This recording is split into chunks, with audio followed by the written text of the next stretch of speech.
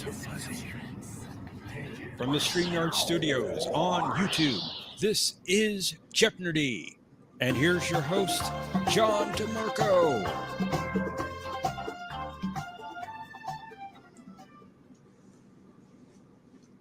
Greetings, everyone, and welcome to this week's edition of Jeopardy! I'm your host, John, and joining me, as always, is our co-host, Professor Brainy Specs. Greetings, everyone. Welcome. It's good to see everyone here. Hi, John. I'm glad you could all make it. I want to say a quick hello to everyone as usual, and then we'll bring up our contestants for round one.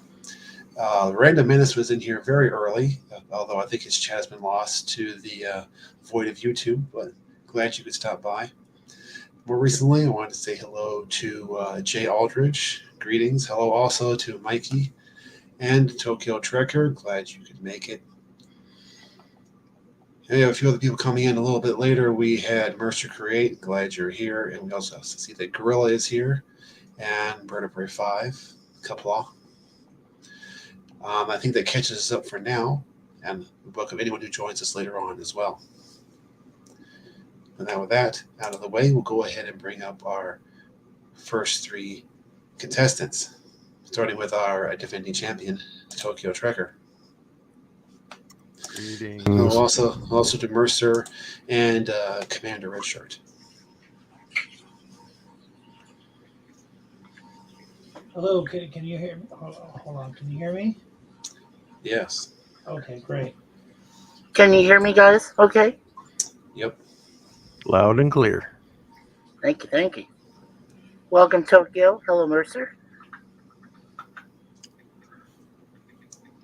Greetings, everyone. Is this real? Yeah. I was not here last week. I went to Galaxy's Edge. How was that? Oh, it was fantastic. I had a great time. And I got to try the new Guardians of the Galaxy ride, which was fantastic as well. I like that. You are embarrassing me in front of the wizards. Yeah, that's one of my favorite lines from Marvel. I like that. Yeah, I run a bunch of red shirts that do away missions. I never like to participate myself because if I go down there, I won't come back. So I get into trouble real quick.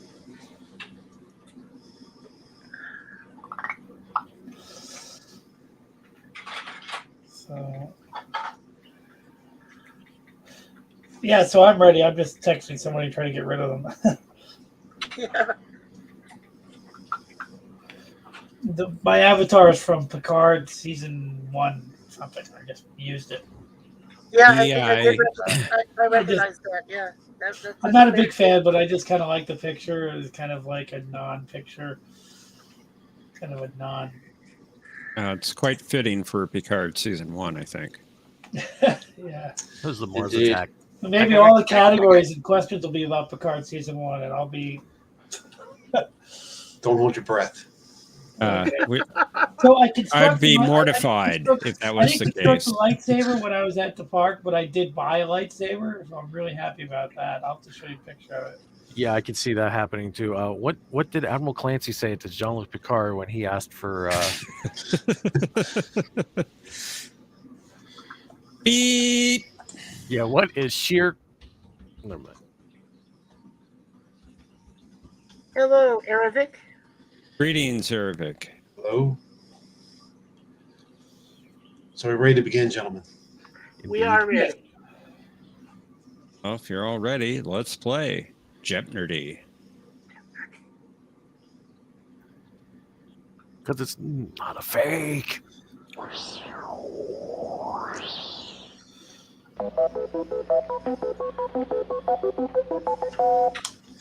I'll take 200 for 200, please. Actors in multiple roles. Crap. I'm going to channel Jay Aldridge here. Salutations. You're going to tell us who said it. Crap. Oh, Brad. Ferengi. Double crap. Wow. Star Wars in Star Trek. Awesome. That should be interesting. They have classical music in TNG. Crap. You will be provided with an audio clip and you will identify the episode.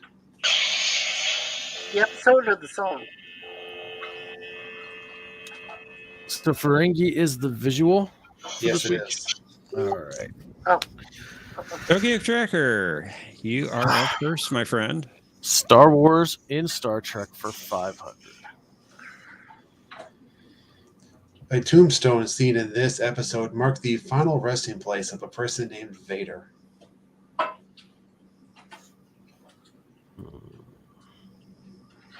How many tombstones did we see in Star Trek? How many cemeteries in Trek? Hold on, let me get rid of my stupid chat thing there. Well, you don't have time because the question's yours, Mercer. Pass. Oh, you okay? So did my Mercer. timer start? It's from what is what the fuck is the name of that? Language. Sub Rosa. What is Sub Rosa? That is correct. Nerva, what did you do? She just knocked down everything. That's what cats do. She just knocked down everything. Like seriously, Nerva, stop it. So it's my turn to pick. Known. Okay, Yes, I'm sir, gonna it go is. Star Wars and Star Trek for 400. The transport ship, which carried Ibudon to DS9, had departed What from is this space. Alderaan? That is correct. I remember seeing that on the display screen.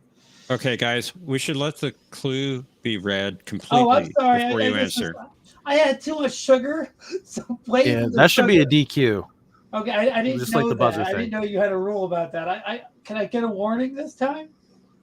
Yeah. Okay, I was just so excited that I knew it. All right, Commander Red Shirt, it is your turn. Okay, let's try the classical music in TNG for 100. Identify this episode.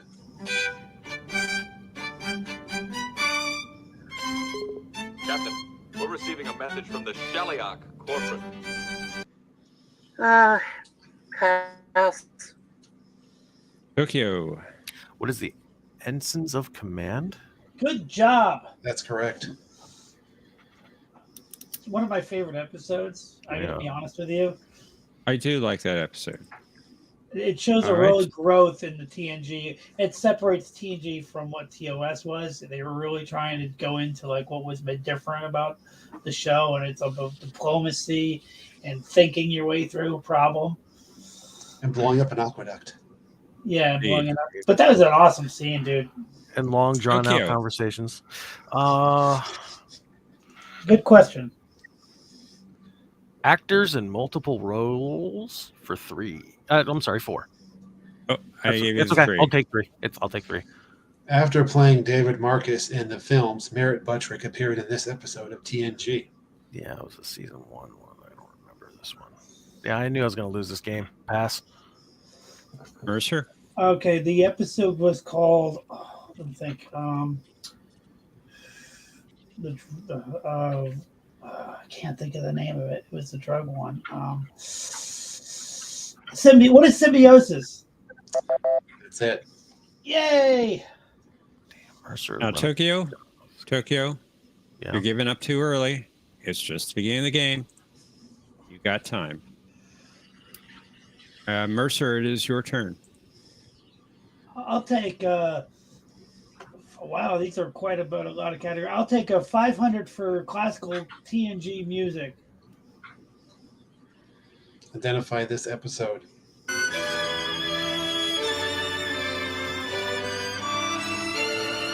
What is Sarek? That's correct. Shit. That's not too early. Commander Redshirt. Okay. Well, let's try one of the other 2 different ones. Let's try Ferengi for 100. You're going to be naming the character. Damn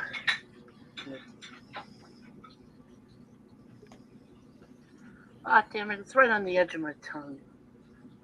I hate myself right now. Don't whisper the answer. Whoever's making that noise, could you please mute your mic? I'm sorry, pass. Sorry.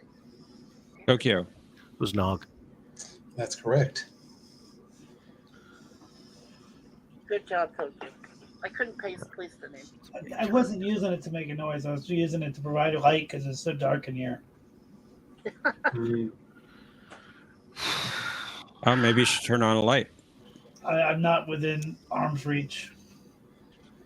Tokyo, it's your turn. I need something bad. Salutations for 3. May the great bird of the galaxy bless your planet. What are we giving you? Who said it? Who said it?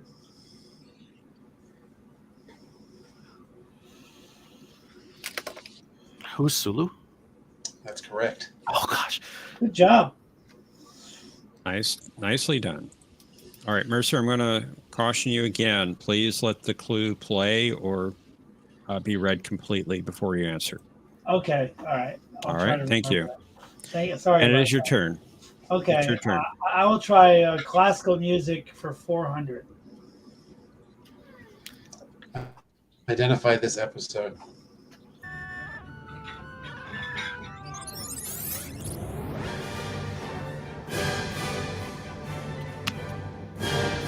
Computer, stop playback. Is that the end of the clue? Yes. The lights are blinking, so yes, it is. All right. What is a fistful of datas? That's right.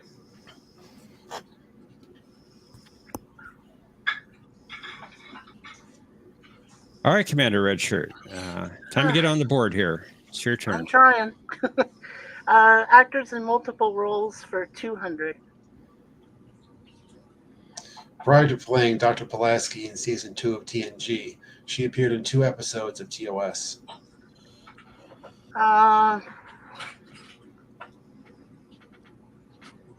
Who is Diana Muldaur?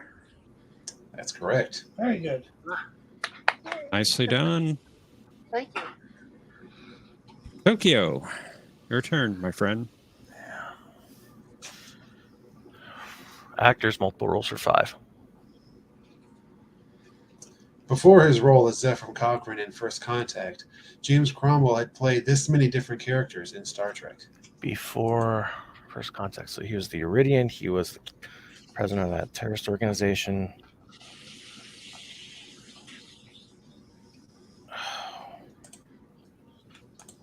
Iridian, terrorist president. The thing I could think of. What is 2? I'm afraid that is incorrect. Of course. Mercer. What is pass? Pass, please. Not gonna Commander guess. Redshirt. What is 3? That is correct. The third one was he was in an episode of DS9 where he was playing Karama, who was negotiating with Quark. That's why when Tokyo said 2, and I said I remember he was also on DS9. So, good memory. He's such a good actor. I love that guy. He is a good actor. He was so good in Babe, although he didn't talk much. He performed the hell out of that movie. All right, Mercer, it's your turn. I'll take Star Wars in Star Trek for 300, please. One of the creatures in Phlox's Menagerie was a chameleon named after this character, originally played by Billy D. Williams. Who is Lando Calrissian? That is correct. Calrissian Chameleon? Is that what it was? Yes. Very cool. Commander Redshirt, it's your turn. Okay, let's stay with Star Wars and Star Trek for 200.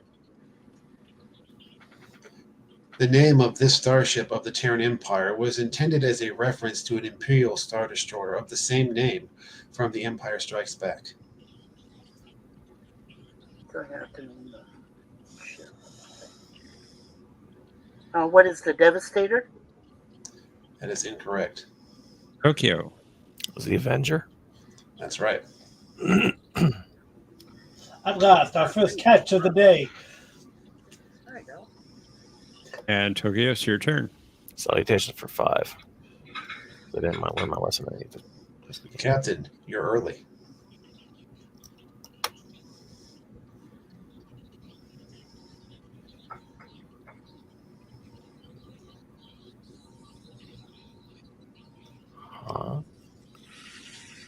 How many times does this set in track? Nope. Pass. Mercer. So we have to guess who said it or what episode. Who said it? I know who said it, but I'm not. All right. Who's Neelix? That is incorrect. Commander Redshirt. Pass. That was spoken by Degra at the end of the episode, E squared. Oh. I don't think I would have. Sir. Whose turn is it? My turn? Yes, sir. Oh, okay. You got cut off there for a second. I'll take Ferengi for 500, please. Oh boy. All right, Mercer. You have 3,500 points. That's the maximum you can bet. You are 2,800 ahead of Commander Redshirt, who's in second place. I'll bet 5, please. 5 points. Yes. I want to just be clarify that. 5 points. Okay. Yeah, that's the minimum I can bet. That's it. Oh, what the hell is that guy? Who is the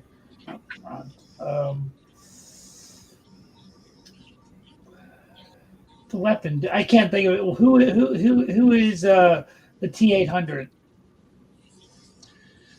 Well, that is, as we know, incorrect. Couldn't think of his name. Yeah, his name was Lek. Yeah, I just couldn't. I like the character. I just couldn't think of his name. So, yeah. I had to say something, so I said that. Commander Redshirt, it's your turn. All right, let's finish the category Star Wars and Star Trek for 100. The Millennium Falcon made a brief appearance during the space battle in this film. What is Wolf 359? That is incorrect. Tokyo. What's First Contact? That's right. Wow, I didn't know that. And Tokyo, it's your turn. Okay, mathematically impossible to even get close to the lead at this point. So let's go ahead and throw the game. Actors in multiple roles for 4. Before being cast as Lieutenant Joe Carey on Voyager, Josh Clark portrayed a relief con tactical officer in this first season TNG episode. What is Justice? That is correct. Good job. Good job. We just talked about that. We did. I let go. Yeah. Mercer. Classical music turn. for 300. Identify this episode. Se la la shiri skaldar Cherkar.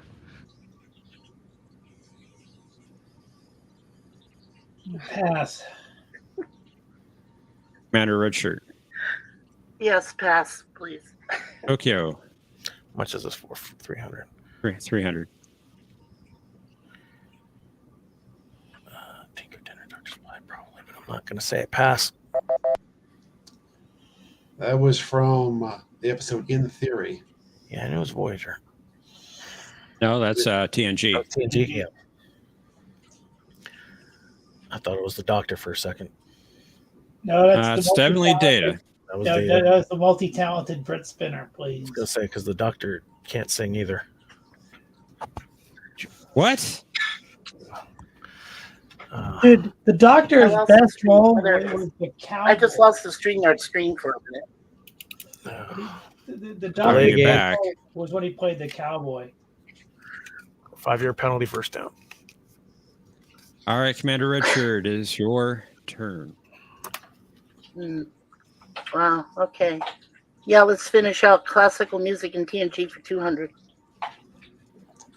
Identify this episode. I'm en route to the planet Risa to attend an artificial intelligence seminar. Captain Picard has ordered me to arrive a few days early to have some fun and relax.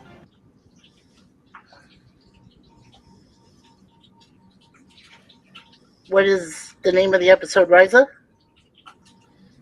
That is incorrect. Tokyo. I don't remember the name of this episode, but I know Mercer does. Pass. Mercer. What is the Mind's Eye? That's correct.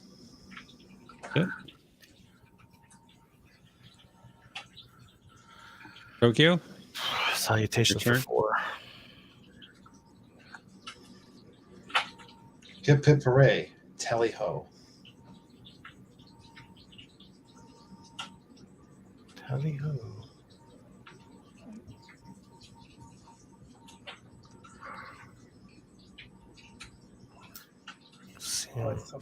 Saying it. No. Another one I'm passing to Mercer. Mercer, I can't think of it. Pass. It's so familiar. I'm going to kick myself. Commander Redshirt. No, I can't think of it either. Sorry. Wow. That was Tree Lane. Nobody got Wow. Trelane. I'm surprised. I was thinking you had to from be the one of original the series. I don't even care for the episode all that much, but I knew that one. Yeah, I'm All right, ashamed of Mercer. myself. I'll take Ferengis for 400, please. Oh, in or out? When you were a kid. Who is? Well, you might be specific about this. Who is Mira Brunt? That is incorrect. Commander Redshirt. Pass. Tokyo. I don't remember his name. Oh, wait. No, I don't remember his name. It is Jeffrey Combs. In this case, he was playing the character named Krem. Yeah, from Creme. Enterprise. Creme Now, let me brulee. ask you if, well, I guess it doesn't matter. Okay. Oh, Yeah, let's finish actors in multiple roles. 100.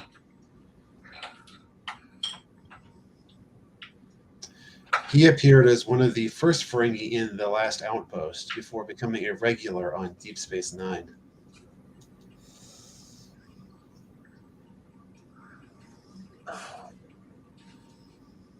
Oh. I hate myself.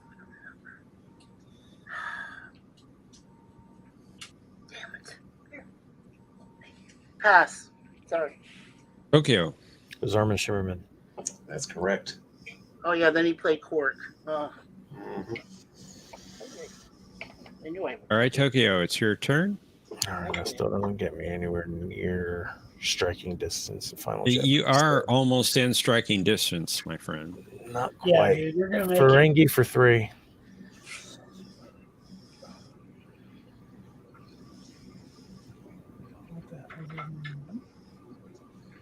Oh no! Well, there goes. Who is David Bach? That's right. Good job. And just like that, you're in striking distance. Good job. All right, Mercer, it's your turn. I'll take salutations for 200. Brave words. I've heard them before from thousands of species across thousands of worlds, since long before you were created. Who is the Borg Queen from First Contact? That's correct.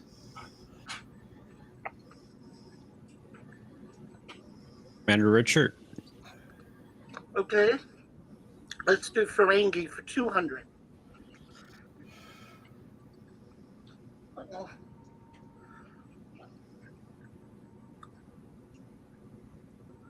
Oh, darn it. I know it's that older one. Shoot. Pass. Tokyo. It was Grand Negazek. That's correct. The Great Wallace Shawn, inconceivably talented. Indeed. It's inconceivable. And Tokyo, you get the final clue. Salutations for 100. I can see you, Kirk. Can you see me? It was Bird of Prey 5. I mean General Chang. Exactly right. Oh, by the way, I was on a Facebook thread or something, and I called it Farpoint an encounter, and nobody got it. Well, that's a Matthewism. I know, but it's like that's what I call it. It's always what I'm going to call it now. All right. Let's head on over to Final Jeopardy, where our category will be. Porthos. I'm going to put in the private chat the link to the Cosmo Buzz room. And please consider your wages as you head on over there. My wages? All right. How much do I get paid an hour? Your wager. I have no choice.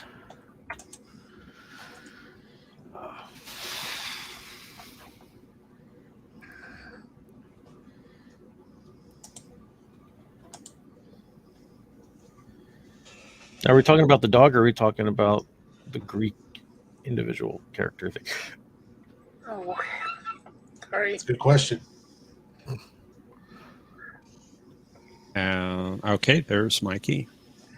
Mikey, go ahead and please enter your wager. Wager, okay. Let me run down the scores. Mercer has 3,695 points and the lead. Tokyo Trucker is in second place at 2,500, and Commander Redshirt has 400. Okay, I entered my amount. Okay, thank you.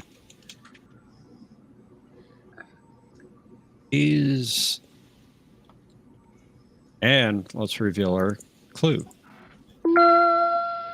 The Porthos of the Mirror Universe was this breed of dog. Players, you have 30 seconds. Kapla!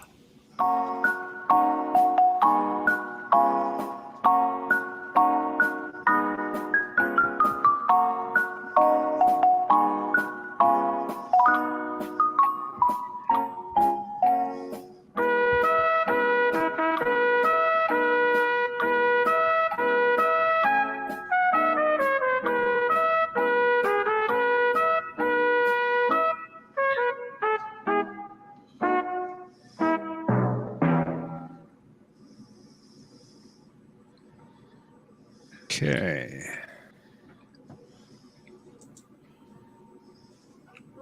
Helps that you all three came in the same order as I'm entering these. Let's see how we did. Commander Redshirt, you had 400 points entering final Jeopnerdy. Your answer to the clue was? German Shepherd. That is incorrect. And let's see how much you wagered. 399, taking it down to 1 point. Tokyo Trekker, you had 2,500 points entering final Jeopardy. Your response was? Rottweiler. That is correct. Very good. And how much did you wager?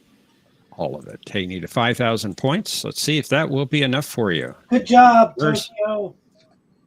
Mercer, you had 3,695 points and the lead. Your response was?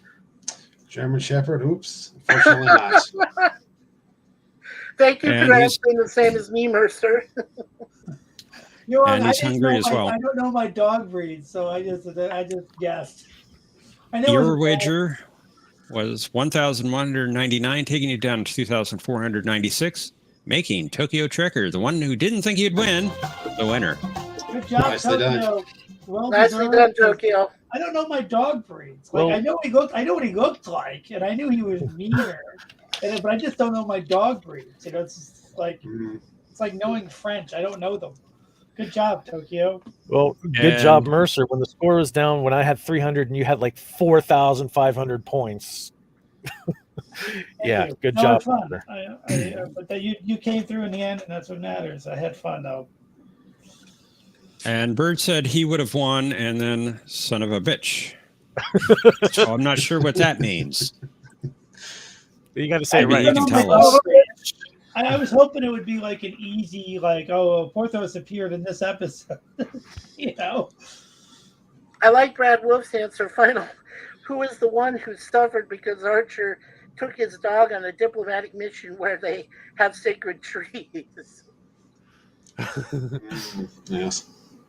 But it was Scotty who accidentally transported Porthos a half light year away. We don't talk about that much around here. Yes, alternate timelines nonsense. Indeed. So I tried it with Admiral Archer's prize Beagle. How'd that turn out? Yeah. I'll tell you when it reappears. It was a funny line, though. It's just blasphemy, but still, it's still a funny line.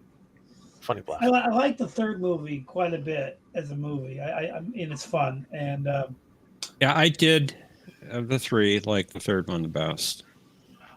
Not saying a whole lot when I say that. It was still below the first 10. So Yeah. I did like the chase scene at the end when they're flying through the starbase and there's like police chasing them. I'm like, that's freaking awesome looking. It would have been cooler if the ship was actually NX class instead of some new class that they all of a sudden made up. Yeah. Since they reference Enterprise heavily in that movie, but yeah, that would have been cool for the Franklin to be in that next class. I agree. But I did like it. I did like. I don't understand it, but I did like when they had to like drop from a mountain to launch the ship. I'm like, I've never seen that before. That's pretty cool. Well, Toki, would you like to return to defend your title in the next round? I should. Can I stay backstage? Like, just like I don't want to be like in the game, but I like prefer watching it on this channel better than YouTube. That's Jason, fine. that's the movie from hell. I'll go ahead and put you backstage, Mercer, and we'll bring up our next contestants. Thanks for letting me play. Good job, Tokyo. Good job, Mercer. Next, we have Bird of Prey 5, who claims he would have won, and we have Jay. Greetings, gentlemen. Another world. I've told you not to down yourself too quickly. You're down. Anything can happen. When you're down 4,000 points and the game just started.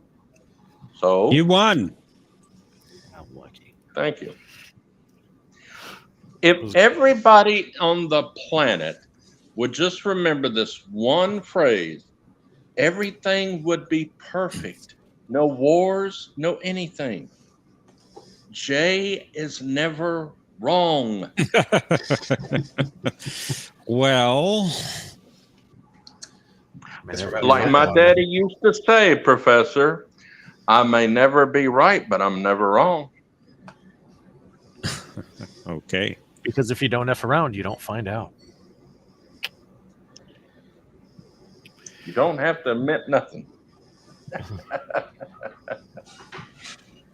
Snitches don't get stitches if snitches don't open their There mouth. you go. Use the force, Tokyo. Wrong franchise. Oh, I I don't know. still It's say Star it's Wars in and Star Star Trek in Trek. the last round. Yeah. All right, gentlemen, are you ready to play? No.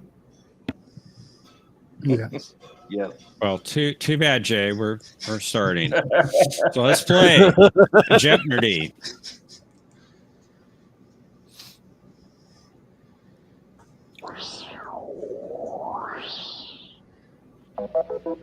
I love that sound. We're lagging somewhere. Yeah, it lagged a little bit. Characters in multiple series. Oh, that's a good category. That one's yours. Character last lines. Oh, that's awesome. Orions, or at least people who appear to be. Wow. It's a visual category. The Incredible Hulk. Enterprise D chief engineers. There was enough of them that kept born its own category. Classical music and Voyager is another audio category. Crap. Yeah. Most of them are all going to be from the Doctor. Perhaps. Perhaps not. All right, Tokyo, you're the returning champion. You go first. By some miracle of the Lord. Because I didn't learn my lesson the last game, let's go ahead and just start off multiple characters, multiple series by 500. Trapped in the Delta Quadrant due to the instability of the Barzan wormhole, he passed himself off as the great sage to the Takarians. Oh, it's going to be this one. You have to do the episode? Name of the character. Name of the character. Was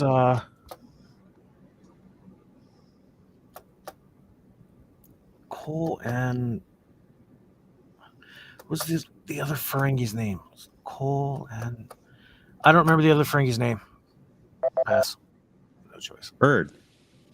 Up. Pass. Jay. I thought it was Doctor something. Pass. It was Arador. Arador. That was the one. Bird, it is your turn. Do characters in multiple series for 100? The appearances of this character stretch from Errand of Mercy in 1967 to Once More Under the Breach in 1998. Oh, oh shit. Come on, Bird. No, wrong character. It's one of three.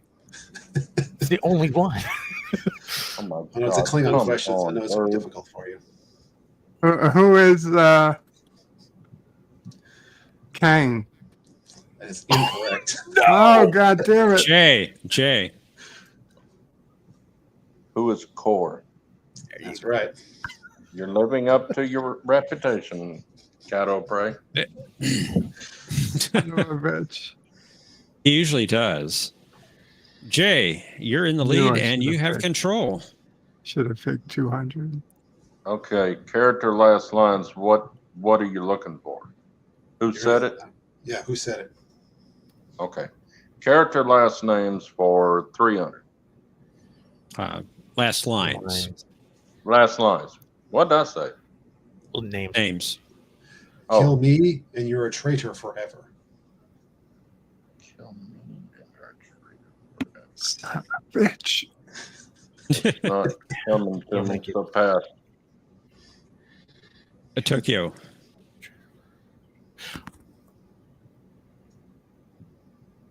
No, it wasn't. It was it. Who's Galron? That is incorrect. Incorrect. Bird. Doras. You phrase that in the form of a question. Who is Doras? There you go. I just said the who is Oh my way too quick. God, he I got have- a Klingon question. I got a right. Klingon question right. I have vengeance. The universe is collapsing in on itself. Bird got a Klingon question right. And somehow What was that? those Was that two an didn't. earthquake? That was so easy. Tokyo, it is your turn. Characters multiple series for 4. I need to get out of this hole. Before their last hurrah in Generations, the Duras sisters had appeared in this many episodes between TNG and DS9. Oh dear Lord. It was the Civil War arc. It was the one with, and then the one with them. What is 4? That is correct. Yes. Nicely done. I wanted to say so much that it's right up above the question. Yep. Bird of Prey 5, it is your turn. Two characters in multiple series for 200. He took a trip on one Enterprise at the age of 102 and another trip on a different Enterprise at the age of 202.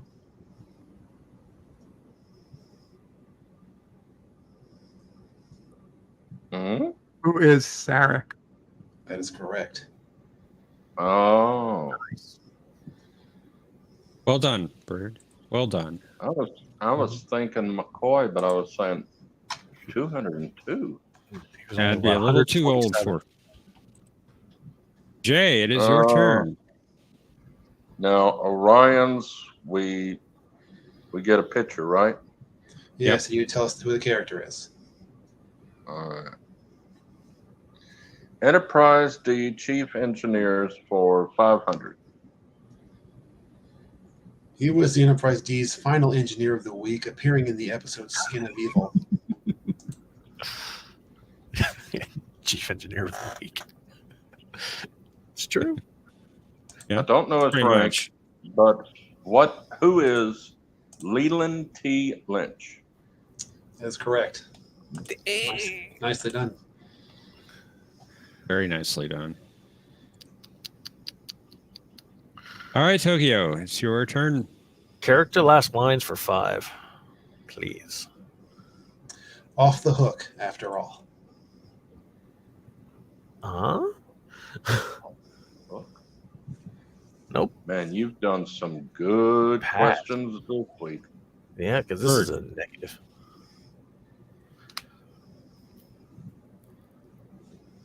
Pass. Jay. Pass. That was Lee Nollis, the reluctant leader of the resistance. Lee What Nollis. resistance? Oh, yeah, he did say that. Say that again, John. Yeah. The Bajoran resistance, I mean. Yeah. Bird, you are up. It's your turn to pick. To finish off characters in multiple series. Between 1987 and 2005, he was the only character to appear in 2 series premieres and 2 series finales.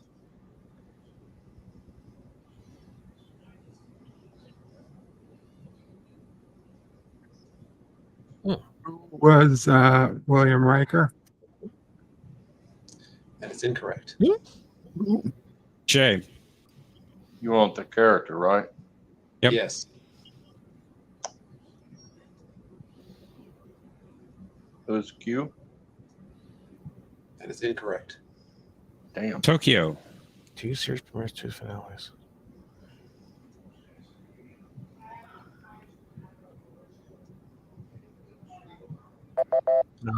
The correct response is Miles O'Brien. Miles O'Brien.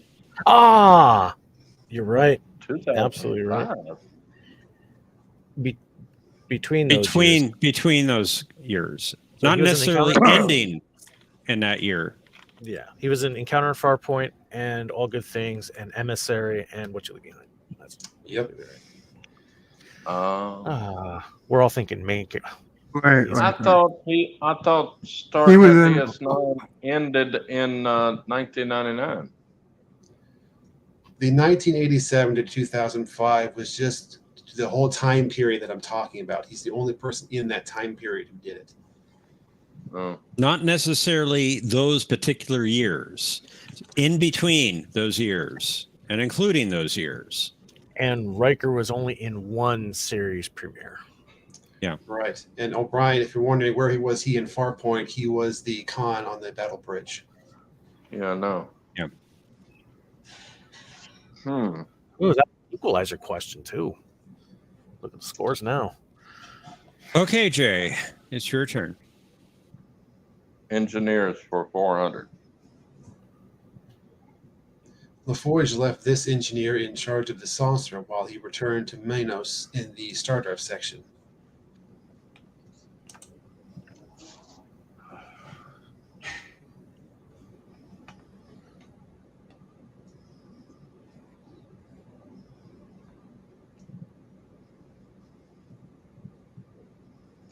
He was a lieutenant.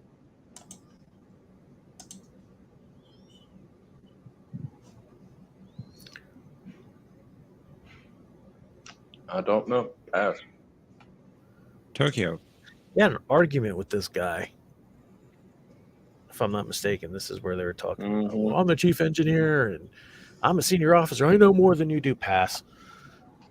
Bird. Pass. Yeah, that his name was Logan, and yes, he did give Jordy. Logan. Yep. Wolverine. Mr. Logan. Report to the bridge. I'm the chief engineer. On my way. On my way. There it is. He thought he was I going knew to take the episode. take over. I could hear him say, "Mr. Something, come to the bridge," but I couldn't. On my way, bub. Tokyo, it is your turn. Last lines for 2.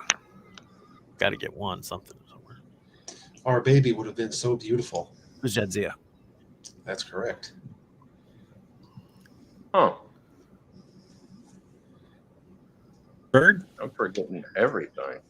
To last lines for 100. It was fun. Oh my. Who is Captain Kirk? That's right. The only one I knew. That was definitely going to be 100. Jay.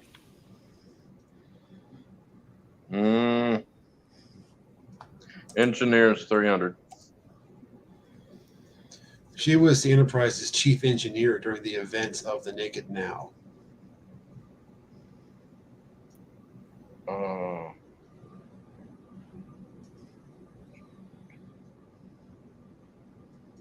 can hear Picard say.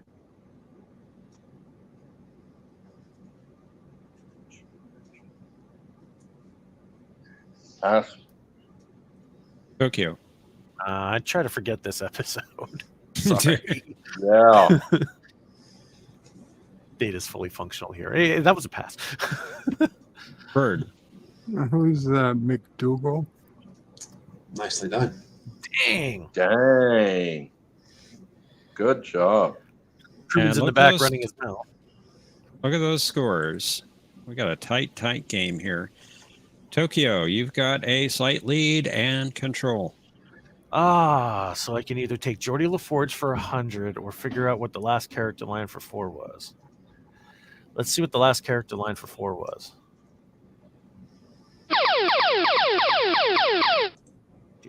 God, All right, Tokyo. You have 900 points, a 100-point lead over your team. I'm sorry, your other players, and you can bet up to 1,000. Let's make this a straight 800 game. I'd only bet 100. All right, for 100. For 100. Then I die happily with your name on my lips. Farewell, Schweitzer. What was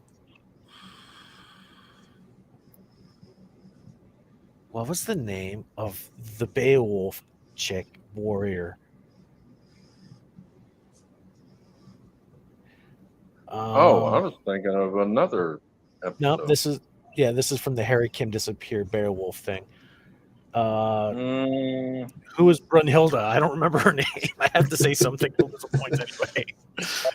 Good guess, but no. Her name was Freya. Freya! Yeah. All right, we got a 3-way tie. 800 points. Bird, it is your turn. You can break the tie right here. Let's do chief engineers for 100. After spending a year at the con, he was promoted to chief engineer of the Enterprise. Who is Geordie Crash LaForge? I don't know about that middle name, but yes. That was his daughter. So, Jay. Engineers for 200. Kaczynski's warp experiments and the reassembly of lore took place during this Scottish engineer's brief tenure.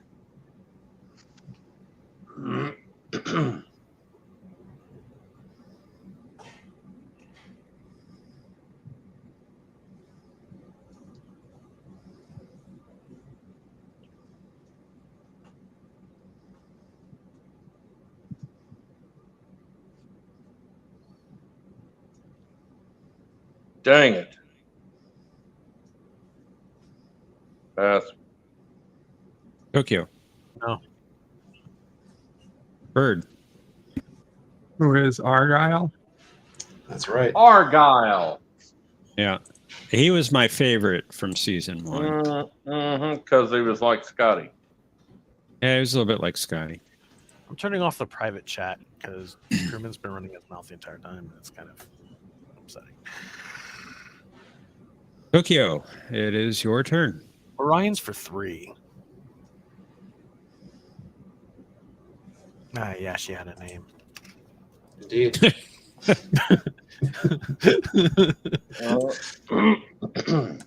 Who's Davina Pass? No idea. Bird. Pass.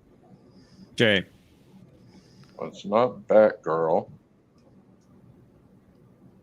Are you sure?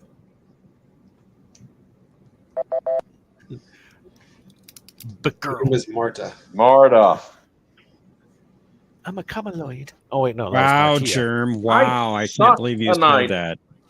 I suck tonight. Women have names, he says. Wow. Women People have play- names. Even the Ferengi aren't that barbaric. Yes.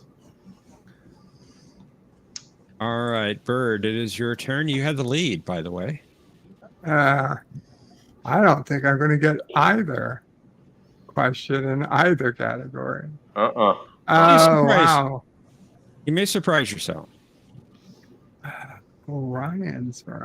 Yeah, we're at I can't even two think of an categories. Orion name. Classical music and Voyager. Jesus Christ. Excuse me. I like language. Okay, let's try classic music in Voyager for 100. Identify this episode. Illogical.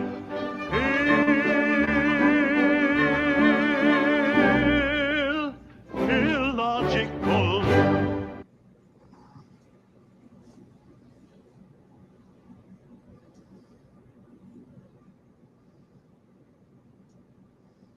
Like, I'm thinking to myself, is there an episode named Illogical? I don't think there is. So I'm going to have to pass. Jay.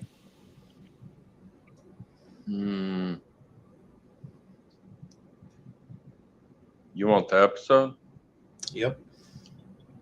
Identify What this is episode. Tinker, Tenor, Doctor, Spy? And got in right at the end. That is correct. What? Tinker. That Tenor- was $100 question? Yes. Tinker, that Tenor, was easy. Doctor Spot? That was easy. I can't even pronounce it. I had an Reading it intruder. out loud, I was a 50-50 if I'd get it right. I I like had an that intruder, episode. so I missed the entire clue.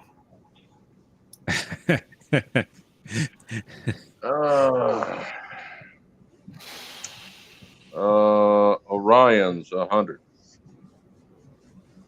All right. Orion's for What 100. color is this girl?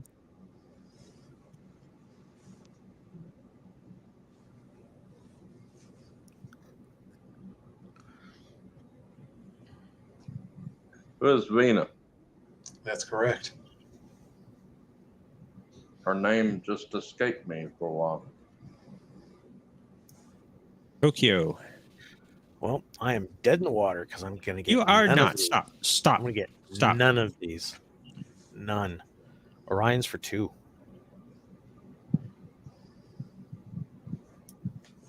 As soon as it loads. Don't remember his name. Pass. Told you. Bird. Pass. Jay.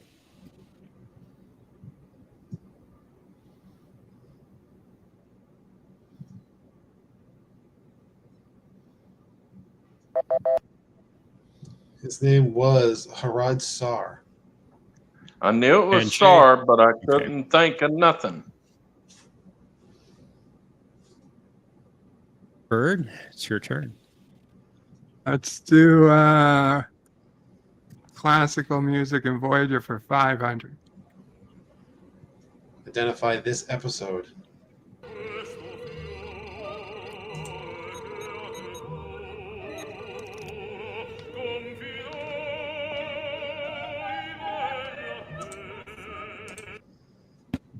Pass. Jay. Pass. Tokyo. Pass. That was from The Void. Hmm.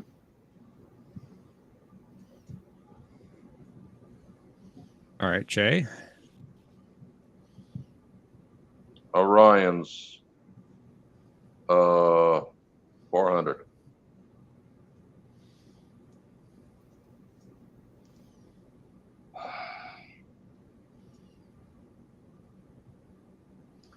Pass. Tokyo. Missed her name in that episode. Pass. Bird. Pass. Navarre. Does not Tokyo. cute in my head. I'm gonna have to block this off. Do I go for a block or do I go for some? I'm gonna end up passing it anyway. Classic music for 4. Identify this episode. Il sogno che io vorrei sempre sognar.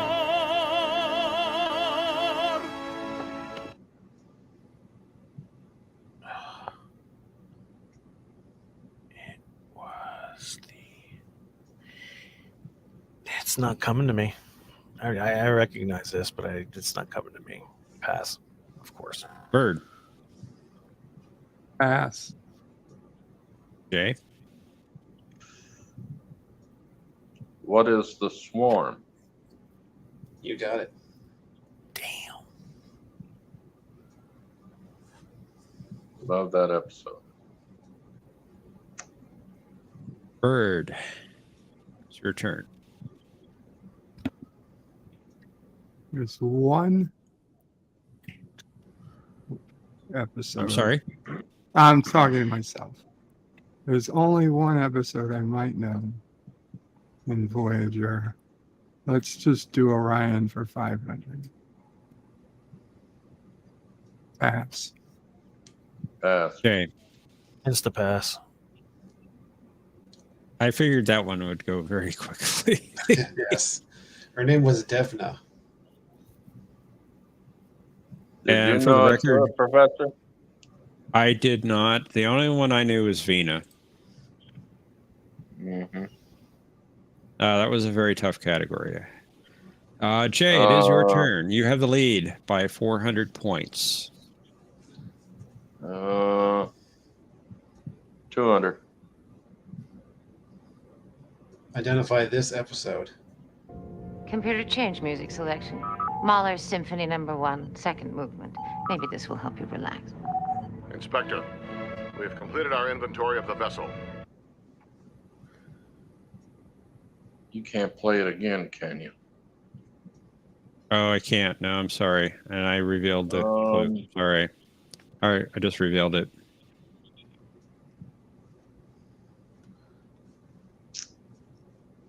My mistake. So you should get the points. It's over. I accidentally revealed the clue or the answer. All right.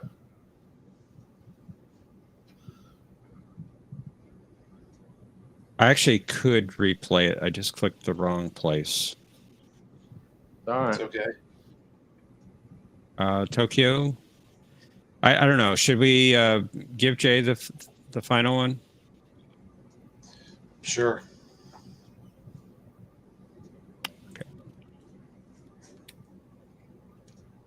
Identify this episode. Distance? It just entered the atmosphere.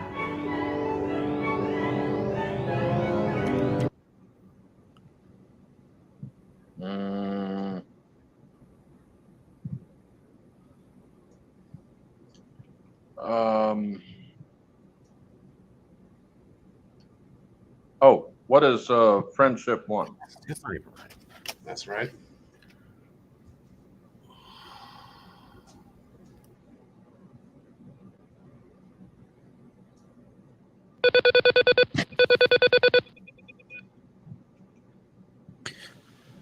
Okay. Head on over to Final Jeopardy. Our category. Sulu. I was so hoping Cinnabon would be in this game. It did. Let me share the Cosmo Buzz room.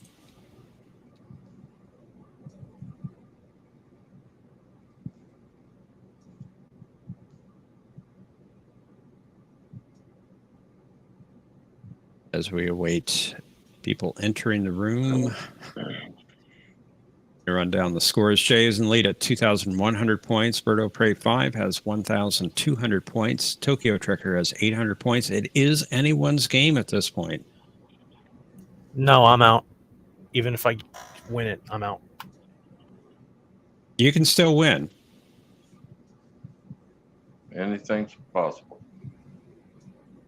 You proved that the last game. No, it is not. Well, mathematically it is. Okay, I don't know who's who because you're coming in with different names.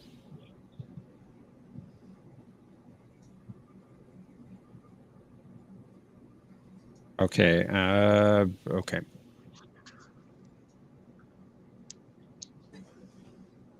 All right, Jay, if you want to go ahead and enter how much you're going to bet, please, into the private chat.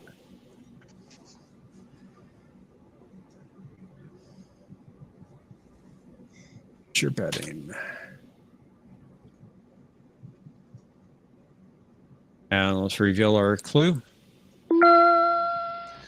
Spock referred to Sulu as this musketeer in The Naked Time. Players, you have 30 seconds. Kapla!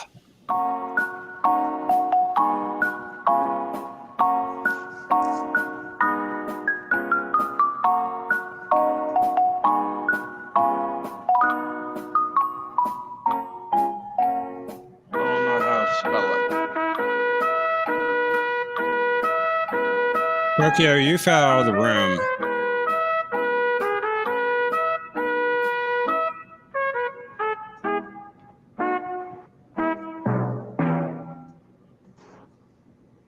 Is that you in the room, Tokyo? In the Cosmopause? Tokyo. Yeah, I don't Did see he him. leave? Yeah, I don't see him in StreamYard. Okay. I'm not sure what to do at this point. He said he wanted you to give his points to me. Well, I can't do that. It's his last request. I mean, hopefully he'll be back, but I guess we can just go ahead and present the results when you're ready. All right. Well, I don't have an answer from him. So. And I had people jumping in and out. I couldn't tell who is who.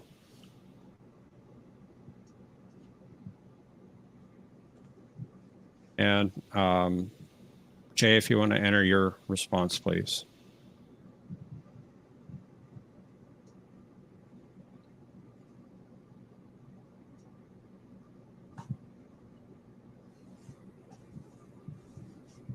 All right, Tokyo had 800 points. He's not here. Didn't get an answer from him, and he did bet it all. So take him down to 0. Berto Prey 5, you had 1,200 points. Your response was? The Asian Musketeer. I'm afraid that is incorrect. And you bet 100, taking it down to 1,100 points. See if that's enough for you. Jay had 2,100 points. And the lead, your response? He said D'Artagnan, and that is correct. And how much did you bet? 0. Keep me at 2,100 points, and you are the champion. Good work. Thank you. Okay, I don't know what happened to Tokyo. Hope you're okay. He may have had computer issues. It's possible. And it's possible. But I had 2 people jumping in and out of Cosmopause, and I could not tell who was who because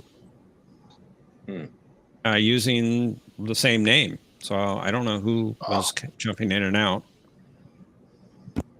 Yeah, it wasn't me. I know it wasn't you, Bird.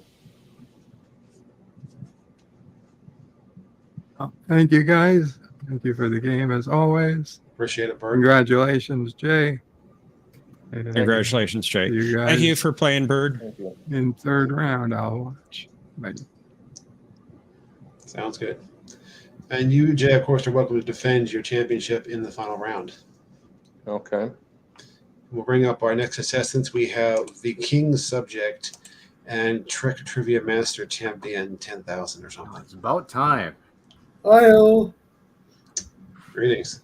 I'm going to need you guys to Now, take 5 now that game went fast. Come on now. The Congratulations. King's Subject. Yeah, that's in honor of my king getting crowned last night. Going to the Royal Starfleet Academy. Because King Charles III is also King of New Zealand, and he got coronated last night. So Well, he did, indeed. it was fitting. We don't recognize kings around here. Oh, they had the coronation already? Yep, it was last night my time. New Zealand time. I didn't see it anywhere on YouTube. This morning, our in the United States, it was this morning. I can send you a YouTube link, Jay. Do you want me to put it in the private chat now? It's illegal to watch I'll it in the look United for States. it when we get through. Okay. When we get to the conversation portion after the game, I can give you the link if you want. Anyone who watches it in the United States isn't a patriot. Wow! Wow! You never realize King Charles III wasn't even born during the War of Independence.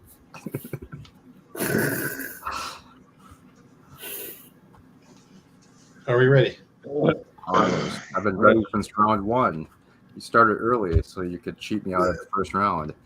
I just want to clarify one thing, if I may, before we start. Yes. In the private chat, I put LOL, but I wasn't laughing at the fact Tokyo left. I thought that was sad. I was laughing at Peter Prey 5 saying that Tokyo said that he could have all his points. So that's what I was laughing at. Not the I understand. And I hope he's okay. We totally rage quit. Anyway, I'm ready now. Well, if you're all ready, let's play Jeopardy. Part 3.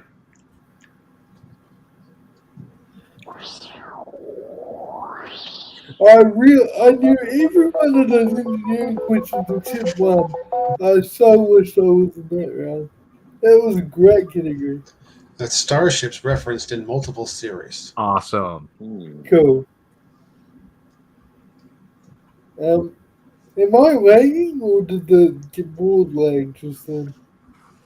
It lagged for a moment on me, but now it says episode last lines. Sweet. It's Cardassians. It's our visual Exciting. category. Yep. Human-looking aliens. You're going to identify the human-looking species based on an episode or movie. It's like all of them. Classical music in other Trek series and films. Cool. Oy. Jay, you are the returning champion. Go first. The last category, 400. You can't pronounce it. You can't have it. Identify this film. Oh, come on. Really? This should be like Really? negative 1,000 points. Really easy.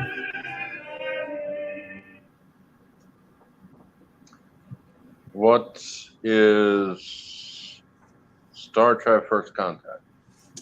That is correct.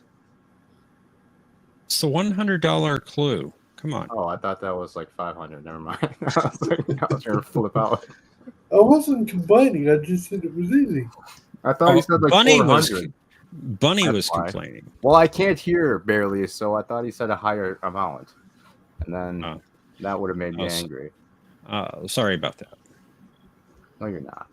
You're happy. Caleb, yes, I'm glad you enjoy the Jeopnerdy board. So there was some excellent. Sorry, go ahead. That was my intention, was to try to make it as close to Jeopardy as possible. Sorry, John. That's no problem. We're working on his next comment.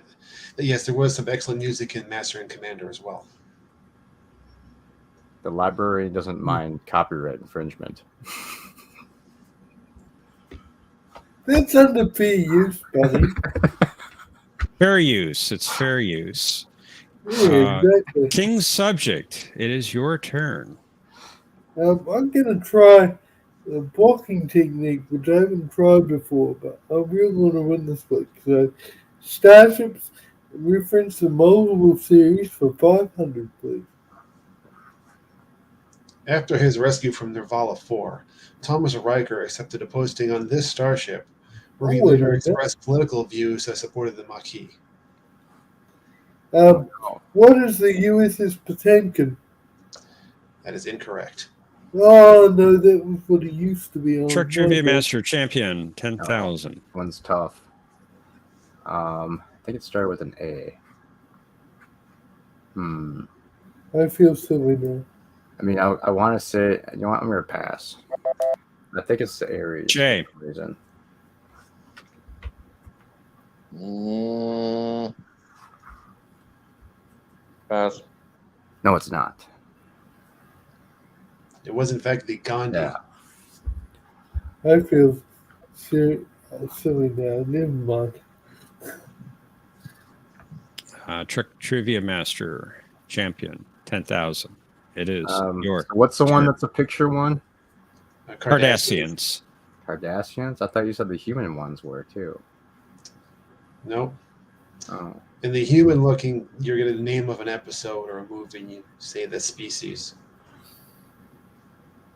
Oh, that's weird. I'll try that for 100. Insurrection. Wait a minute. Now I don't understand what's happening. Who are the human-looking aliens in that movie? Oh, who are the Baku? That's correct.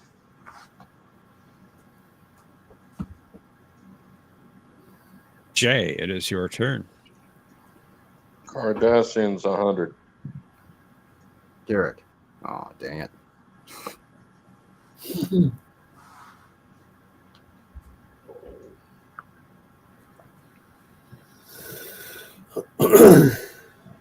Bruh.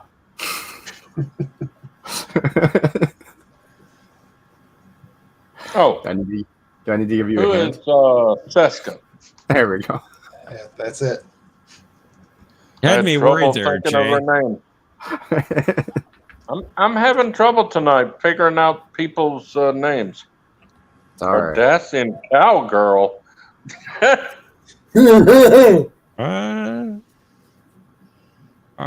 King's Subject. Your turn. Classical music. Sorry, forgive the coughing. Sorry, classical music for 500, please. Identify this episode.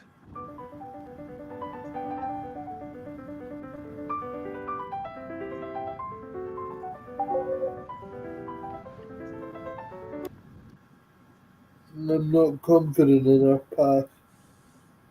Truck Trivia Master.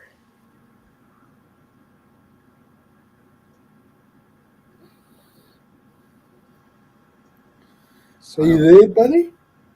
Oh, yeah. I mean, it sounded like the Enterprise door chime, so I'm going to have to pass. Jay. Pass. It was the Enterprise door chime from the episode Cogenitor.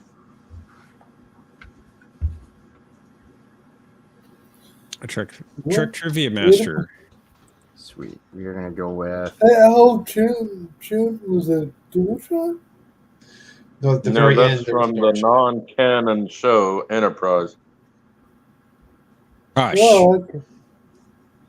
That makes sense. We're going to go for the block with the 500 on... never mind. We're going to go with... We're going to go kind of safe with... wait, maybe not. Starships referenced in multiple series for 300.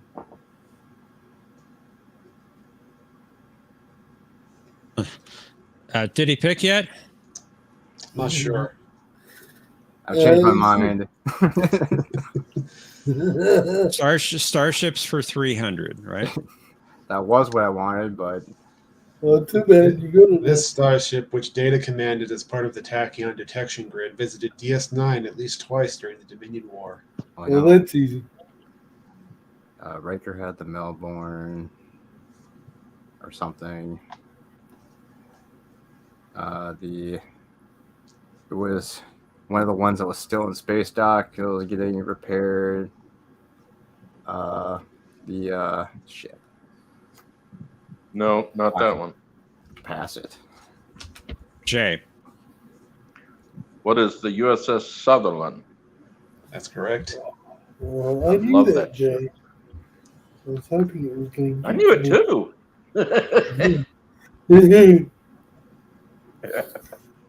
Jay, it is your turn. I'm gonna 100 it to death.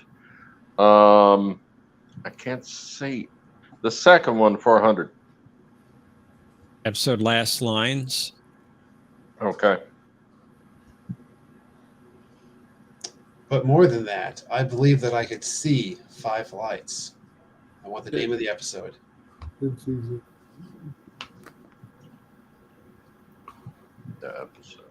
Yeah. You want the episode? You know that, You want Jay. that?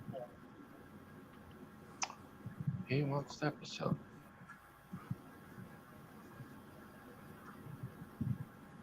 Oh, what is chain of command? Specifically? Part 2. There you go.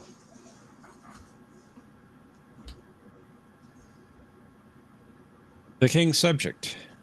Got some work to do. I'm gonna go with. I'm gonna get myself out of the hole that I'm in. No, you don't. I'm gonna go with. Science mentioned a multiple series for 400. This starship was under the command of Edward Jellicoe prior to his temporary transfer to the Enterprise D, and later disappeared while under the command of Leslie Wong during a neutral zone patrol. What is the USS Cairo? That's correct. Man, I knew that one. I should have picked that one.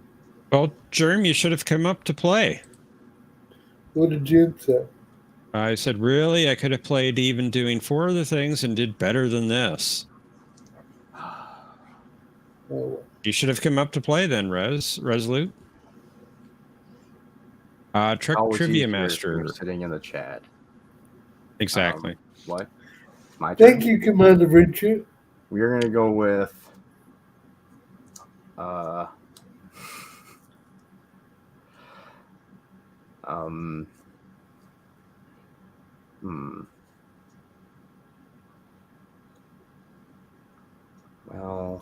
so yeah, 200. Last lines for 500. Jim, if I'm ever in jail again, don't send that Vulcan to release me. Just let me rot. Pass. Jay. Dumb animated series. I want you to lose points for that.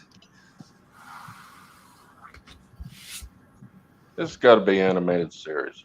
It's gotta be. King subject. Sorry. It was from the episode Albatross. Of course it was. I knew that. Yep. I just didn't want to make everyone else look dumb. You're welcome. Nice of you. I'm generous. Jay, it's your turn. Starship referenced in multiple series 400. Right after arriving in the past on Stardate 4523.7, the Defiant encountered this vessel.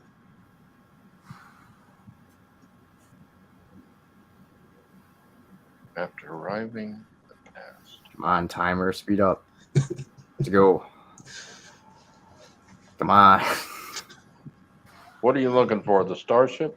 The name of the ship. What is the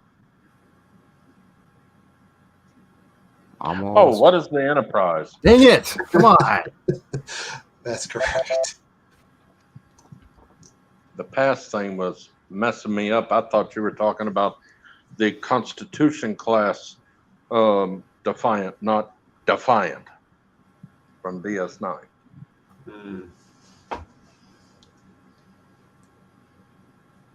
The Stardate could help in that too. King subject. Yeah, that's what was confusing me. It's your turn, King subject.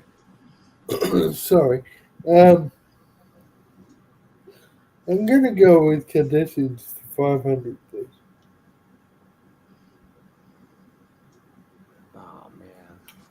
Oh, oh, it was Karina's. That's right. Nicely done. Yay! I knew it. It was a $500 question. Yay! Nicely done. Thanks. Great job. Thank you. Truck Trivia Master Champion. Your turn. Fine. We're gonna go with spaceships for 200. Thank you, Commander Richard. Oh, sorry for interrupting.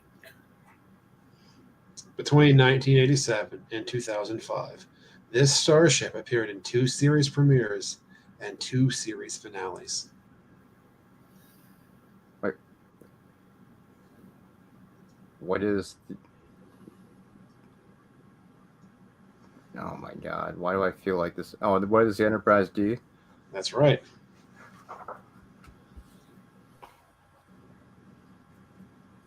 Awesome.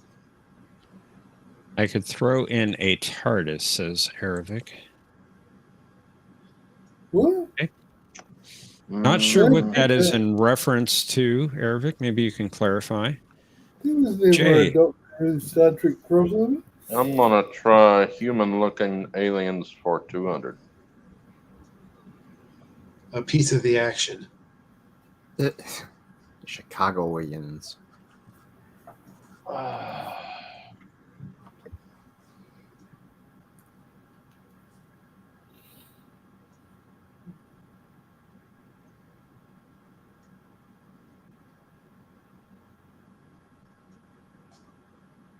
What are the Iotians?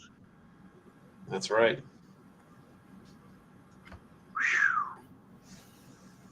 Nicely done, Jay. And Resolute, I'm sorry if you thought I was being harassing. I didn't mean to be. King Subject, is your turn. I'm gonna go Cardassians for 400, please.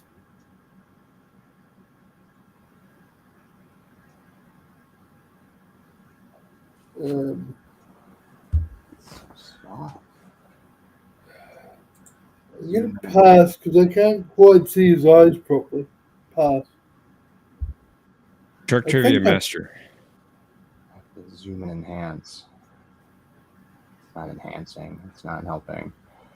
What was this dumb name? Pass. Jay. I'm gonna have pass because I can't see it clearly. Well, I thought the context might reveal who it was. His name was Rousseau. Yeah, I knew it was Ducat's pal that got killed. That was being mean to Kira. Oh, that was Kira? Oh. It was Kira and Odo. Oh, I thought Jerem, it looked like Janeway. Jerem, I misread your comment, and I apologize for that. I didn't feel harassed. I would like to go with. We need to block these big points, so we're going to go with. Crap! I don't want to run into the daily double because then I have to double my points. All right, we're gonna go with classical music for 400. Oh my God! Are you kidding me? 600. All right, blessed Lord. Thank you, blessed Lord. You have 600 points. You're in third place. You can bet up to 1,000. Not happening. We have to stay in done sort of positive territory. All right, 600. Identify this film.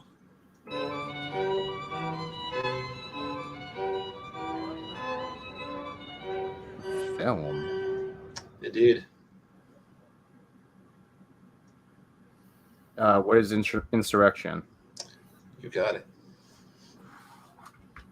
Good job. Nicely done. And we have a very tight game now. I should have won with 1,000. Damn it. It was Jay, you have a 200-point lead over King Subject and a 300-point lead over Truck Trivia Master. It's your turn. Human-looking aliens for 400. Devil's Due. You want the episode? That's the episode. I want the name of the alien species in that episode. Well, there were two. I think it's the planet people, not the devil lady. The ones that look like humans.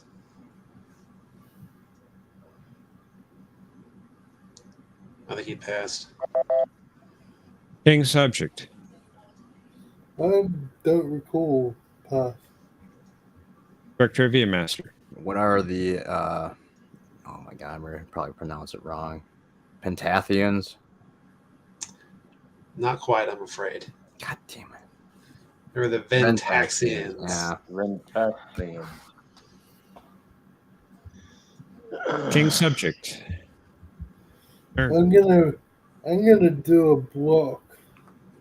I may regret it, but I'm gonna do a block for human looking aliens for 500. The Quickening. No, pass. But I accomplished the block. Correct trivia master. Quickening was the one where everyone had that disease. Pass. Jay. Pass. Those were the Teplins. King subject, if I could ask that you do not talk after you pass, because we need to go on to the next player. Oh, okay. I didn't realize. I appreciate it. Sorry. Check trivia master. We will go with. We need to get back into this, so let's gamble and go with. No, never mind. Okay, yeah, let's go with lines for 400. I've been working on the railroad just to pass the time away. Can't you hear the whistle blowing? Rise up so early in the morn. Oh, dang it. It was a doctor singing that. What episode was he singing that stupid song? It ended in sickbay.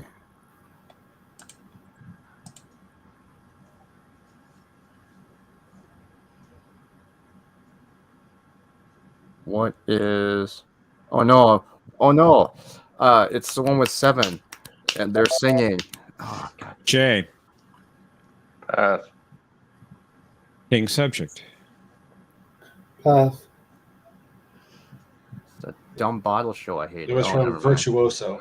All right, good. I'm glad I didn't. Yes. Jay? It's your turn. You have a slight lead over human-looking King subject. alien. I'm sorry. What were you saying? I said you have a slight lead over King subject. Human-looking aliens for 300. Prime Factors. Pass. King subject. I wish I could remember, but pass. It was. Check trivia master. Oh my God! It's the one with the stupid transporter thing that can shoot you 30,000 light years away. What was those people? I mean, it's named after the damn planet. I mean, oh my God! That time was too fast. Those were the Sicarians. Yeah. Sicarians. Yeah. I'm glad I'm not the only one who Stupid timer. King subject? Conditions for 3, please. No.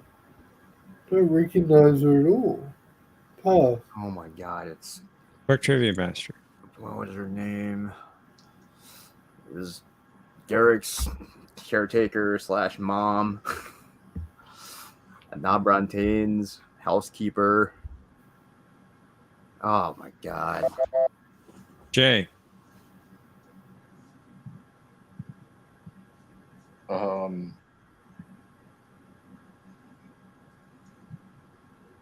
Pass.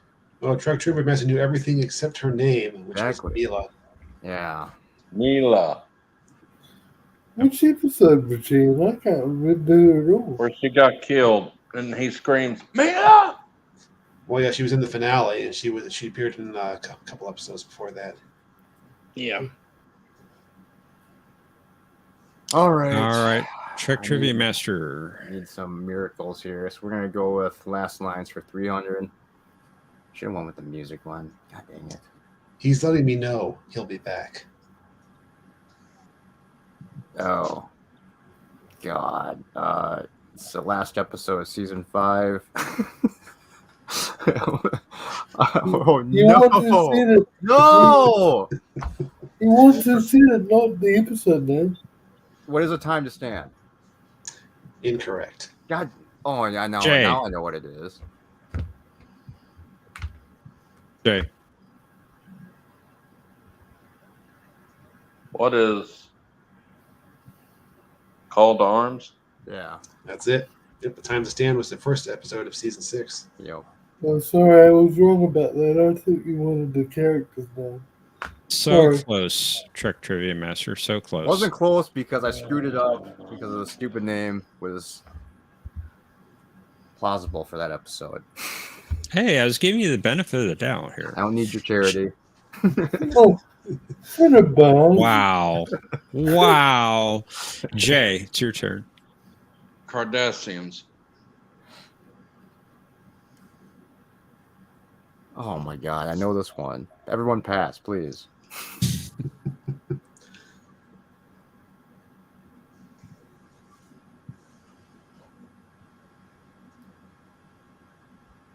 Who is Gullivec? That's right. Man. He'd be the one. I knew it too. King subject. Classical for 300, please. Identify this episode. Computer, music, make it grand. Allah.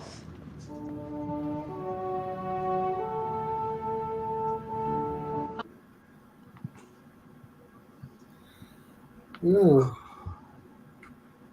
God dang it. You Huh. stupid. Trick Trivia One of Master. the two with the people that are mentally challenged. I don't know which one it is. I'm pretty sure it's the second one. Yeah, because this is the one that. Oh my god. Jay.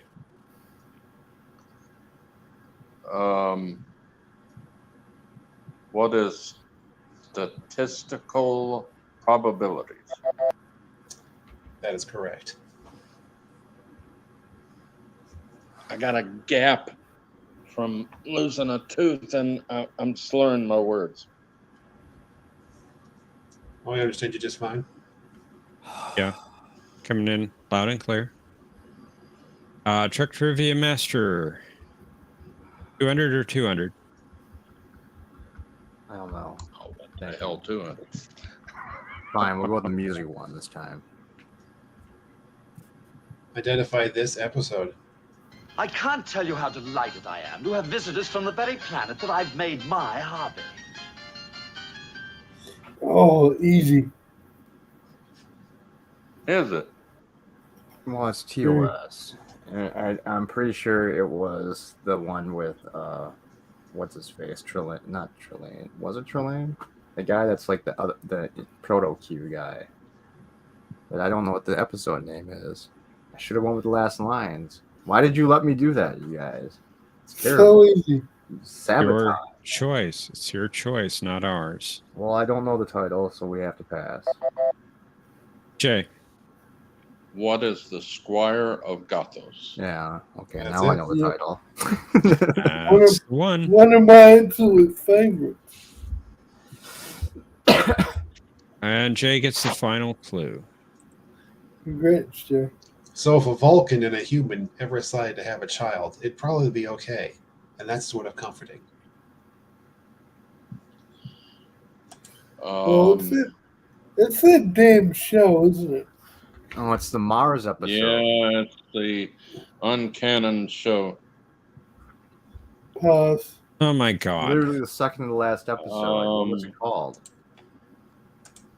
Oh no. What is Terra I Prime? thought it was I think it was my turn. But what is Terra Prime Part 2? Well, I think Jay said it first, and he was correct. I don't think I didn't pass. It was King's subject question, so. No, it was Wasn't it? Jay's. No, it was Jay's. Oh, never mind. Oh, was it? I thought it was my turn, honestly. Sorry, No. Jay. See, you confused everyone, so we should all get 200 points. Sorry. My bad. Now I have to bet All right. 500. That's not nearly enough points. There's the Cosmo Buzz room. And let's head on over to final Jeopnerdy. Check off. Our category will be The Three Musketeers. Oh, for God's sake. Can I take my... All right, you know what? Now I'm going to have to bet 500. Never mind. I won't bet 500. Narrowing down the scores. Jay is in the lead at 3,100. The King subject has 1,300. And Truck Trivia Master Champion 10,000 has 500. That's right.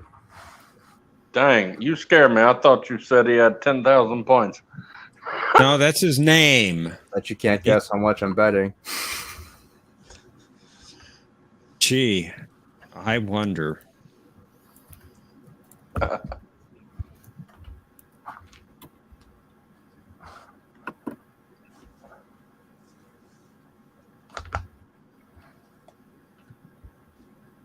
Be both of you in.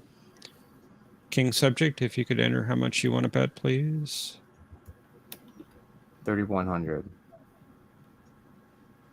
All right, Jay, if you'll go ahead and enter how much you're betting, please. He said 3,100. Oh, come on.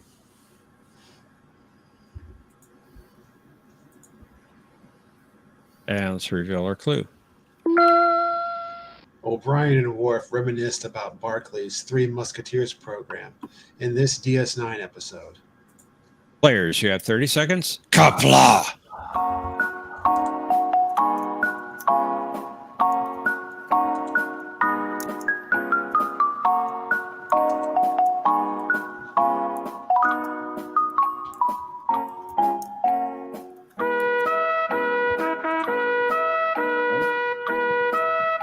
For some reason, I can't type.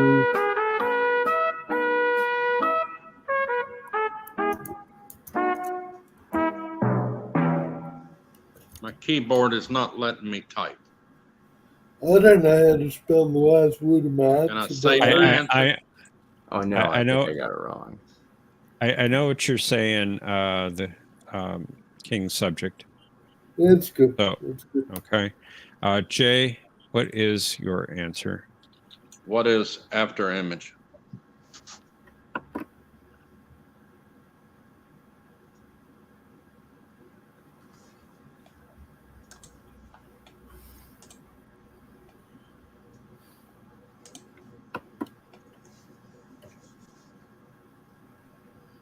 I'm embarrassed that I spelled it so Yeah, bad. but I got it wrong. Now I'm All angry.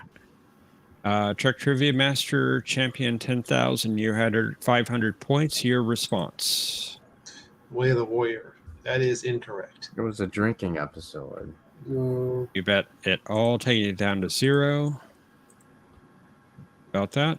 The King subject, you had 1,300 points. Your response. I also said Way of the Warrior. And we know that's wrong. Bet 200, taking it down to 1,100 points. Jay, you had 3,100 points. Your response. After image, you were closer, but the answer we're looking for was Image in the Sand. And you bet 0. Shock. Remain at 3,100 points, and you are still the Jeopnerdy champion. I thought it was the Congratulations, one where he was consoling Worf, wanting to know why he was so rude to Bashir. Yes, that about, was about Ezra. yes, that was the context now, and that was in the first Drinking episode of episode. season 7. Oh. Okay. Good game. Nicely done. Yep. It was not a good game. It was good. Thank you It all for was the a tough game. It one. was fun. BS game. Yep. be kind. 100% Bunny. red. Just once. Tokyo be kind. in the chat on YouTube. I haven't seen him for a while. Yeah, we haven't seen him. Huh. And I think something's wrong with this. Go ahead. Oh God, you. I know he's had some issues sleeping, so he's hopefully sleeping at the moment. I was just looking up the Way of the Warrior because I thought it was Way of the Warrior too, but they were talking about the Niverite Alliance. But yeah, you're right. They didn't actually mention Barclay. Yeah. Hi, Melissa. Hi, Commander Richard. Welcome back. Hey, how are you doing, King Subject? Can you guys hear me okay? Yep. Yep. Loud and clear. Very loudly. Nope. About time. Well, Usually I'm going in and out. Trek Trivia Master is having some hearing issues, so. I can't. This week, last week, I was around. Sorry, you go, Melissa. I was just saying last week I was away, so I didn't join you guys last week. I'll have to watch last week's game now that I think about it. I won all 3 rounds. You don't have to watch. I think I watched some of it. So it's at my brother's house. You may want to watch because you may be surprised based on what you just heard. Yeah, exactly. Because I won all 3 rounds.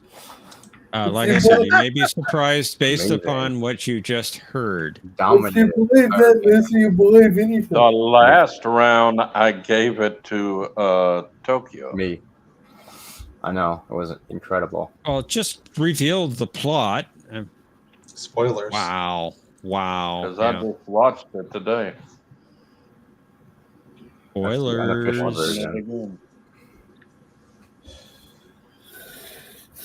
Too bad we ain't got anything to talk about. Picard's gone. I went to Florida last week. I got to try some of those new rides. It was pretty fun. Yeah, I heard about that. Good night, Caleb. The new Guardians ride was awesome. Champion, there's just one thing I don't understand, Champion. Good night, Caleb. Good night, Caleb. What don't you understand? How can you have hearing issues with ears like that? What?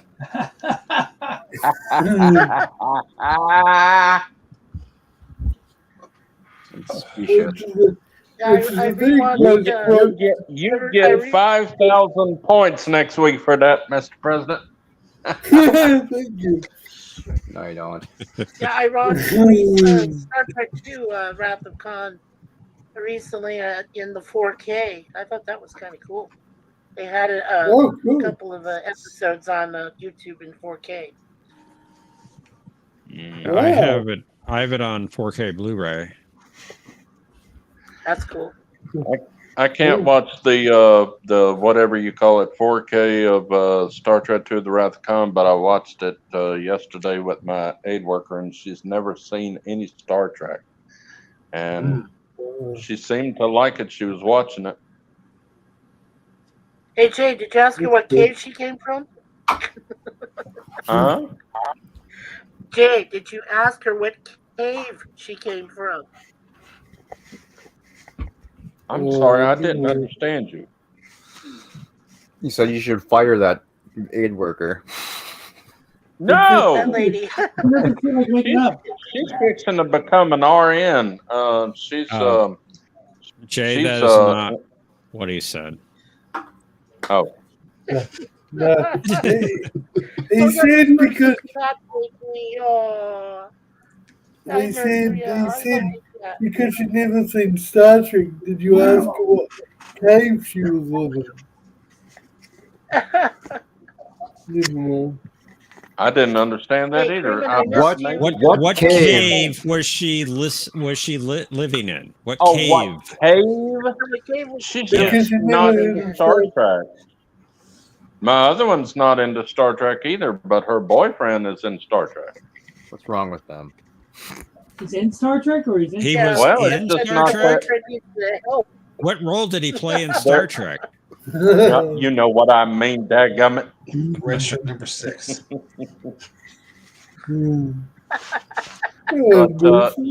my He aid was workers. the chief engineer of the week in season 1 of TNG. There you go. I love that kid. My RN is studying. My RN, my aid worker is learning to be a hope to be an RN. She's fixing to graduate high school this month. Wish her Nice. congratulations from us. Cool. Yeah. No excuse not to see any Star Trek. So congratulations, Ashley. Yeah. Good job, Indeed. Ashley. Yeah. You don't have to use any Star Trek references to take care of patients. Nope. She's great. She goes way above and beyond the Call of Duty. I'm telling you. That's great. My other That's aid great to hear. worker cooked me some ribs and it spilt in the stove, and she couldn't reach into the back. Well, Ashley, she just cleaned it all up for me. I praise that girl. I wanted to say to everyone, thank you so much for your prayers and concerns about our friend Marty who passed away a few weeks ago. We went to his wake last night, so I want to thank you all again for your support on that. I didn't know about it. I'm sorry, but you passed do away? have my prayers. Who passed away? He was a friend of my wife Suzanne. His name was Marty. He died at the age of 59, stomach cancer, stage 4. Oh, Lord. Sorry about that. That's too young. Sorry to hear that. Really young. So young. Yeah, we went to his wake last night. It was really nice. I had mentioned earlier in the chat they had a professional bagpipe player, and he played Amazing Grace on his bagpipes. It was just gut wrenching, but very heart-rending experience. I'll be right back. Sorry about that. I had to sneeze. Sorry about that. Oh, that's all right. Bless you. God bless you, Brady. I muted my mic, so hopefully, nothing spilled onto the mic and to you guys. So My Hey, aid look what I worker got. sneezed Look what I got. 3 times Let's see if straight I in a can- row. I got a new Mercer's lightsaber. showing his lightsaber. Oh, cool. That's awesome. Is it purple? Yeah, Is it it's purple? Darth Vader's lightsaber. Oh, Darth okay, Vader. cool. Hold on. Yeah, I just wanted to show I you. knew you was going to show that. Yeah, I'm pretty happy with it. Oh, nice. That's awesome. Yeah, I also got R2D2, remote controlled R2D2 to annoy my Hey, cat. Mercer. Mercer, Yeah. don't accidentally cut your cat in half with that thing. I'm gonna get a Star Trek 3 phaser. Yeah, I got an R2D2 that's normal size that will chase her like around the carpet, like it's remote Gorilla controlled. says I would never have a high schooler be my caretaker. Oh, I don't know about that. It depends on the intern. Did he say high schooler? That's not even legal here. Okay. I had a nephew and niece who both, originally were interns, and they moved up in the hospital work that they do. So. Marvel doesn't mind the lightsaber, but she doesn't like my R2D2. She The looks so R2D2 Silly cutie. which will chase her around the carpet because it's remote controlled. Hey, crewman, do you have any pets of your own?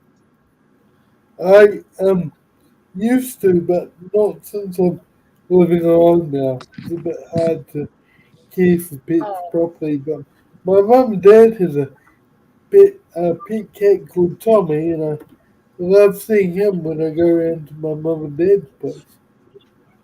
That's nice. And growing up, we had a family cat. We had several family cats, actually. So, yeah, I really love cats. Yes. Not me.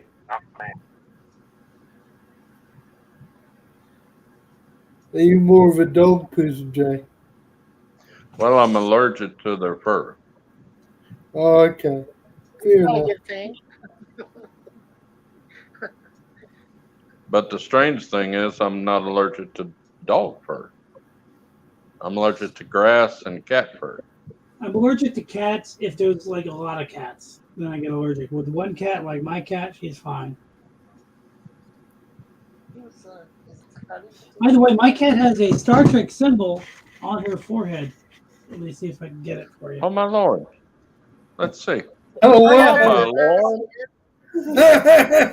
Wow. Wow! Look at that Star Trek symbol That's on a her. Star Trek symbol on her forehead. Wow. Yeah, isn't that What cool? did you? Wow! What did you do to her? I know that's how she was born. You know, That's it how just she was looks like the born. Star I'm Trek. just symbol. That playing. No, that's how she was born. that's eerie. That's It's so cool. She's It was destiny it for does you look to like it, have doesn't it? that cat. What's that? What rank does she have? What range? Rank. What rank? Rank. What rank?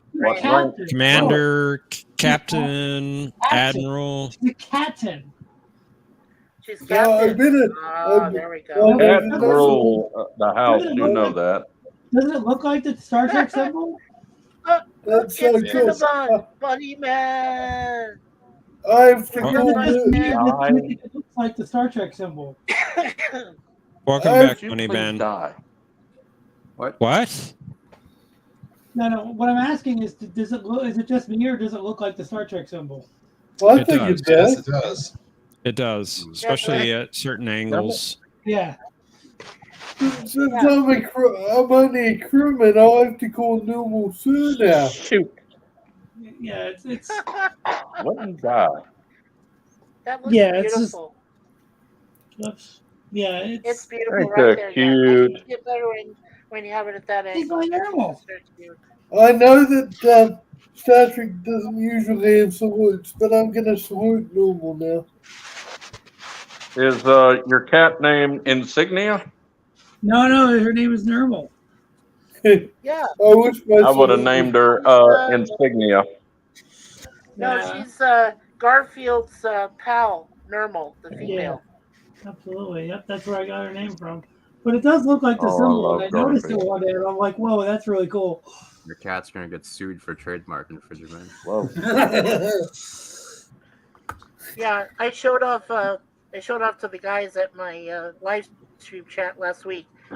My cat's well, the one that's there in my avatar is Moon Pie, and then I showed them also Deja Vu. Well, this Oh, symbol. I'm sorry to hear that, Brad Wolf. Before I realized that it looked like the Star Trek symbol, my friend believed that it was God's thumbprint. Like after God created my cat, he put his thumbprint on her forehead. Sorry, Yeah, I'm David. sorry to hear that too, Brad. You know what I Yeah, mean? Like, that's sad. I sympathize, Brad Wolf. no, but what I say when it was Yeah, I is do like too. when Sorry, God was Brad. finished creating Normal, he put his thumbprint on her forehead. Oh, his thumbprint is the Enterprise insignia. Yeah, the Star Trek symbol on her forehead. But that's what my friend believes it is. Mm. Yeah. Professor, are you getting rain in Texas? It's been mostly east of here. We had a little bit of rain Thursday. It only lasts a few minutes. Because my report says we're going to get thunderstorms tomorrow. Yeah, it's been mostly east of where I live in Texas. I was hoping to go to church tomorrow, but it looks like I'm going to miss because I can't walk on wet pavement or anything. Now, a week from now, it looks like Right now almost the it's, whole state is going to get a good Right amount now of for rain. me, it's For 54 like degrees and clear skies outside in Toronto. I got him today. All week we're going to get rain. My weather report says from Sunday through next Saturday. I got him today for $5. Grogu. Oh. Oh, he's so cute. Yeah. What is it? It's a Grogu from The Mandalorian and from Boba Fett. Oh, Or I've Star never Wars seen it. character. Call him Baby Yoda. Yeah. Yeah, I got him at the flea market for $5. I couldn't resist. Because the eyes are very stuck out at me. Isn't he cute? Oh, that's cute. Yeah. No. Yeah. He's Not as Of course, cute as normal. of course not. Not as good as my normal though. I know what crewmen saw today. I also saw it, the coronation of King Charles III. I can tell this thing longer than the king. Yeah. I'm glad I'm not the praise only Lord. one who watched. That's cool. I'm thinking about I going love to the go part where he was see trying to fit it Guardians on of his the head. Galaxy. One of the archbishops was trying to fit it on his head, and he was trying to screw it on. It seemed like he was trying to screw it on his head. I forgot you're in Canada, aren't you, Commander Richard? So we share the same sovereign. I forgot Yes, we you're in do. Canada. Yay! Yeah. Subjects of the King unite. Normal's Well, giving somebody herself a told me I bath. can't say God Save the Queen anymore. I And I have was a thinking hard of going time to saying see. God Save the King. I was thinking of going to see Guardians of the Galaxy, Jay. I went on the new Guardians Yeah, of the I was Galaxy. saying I was thinking about going to go see it Monday.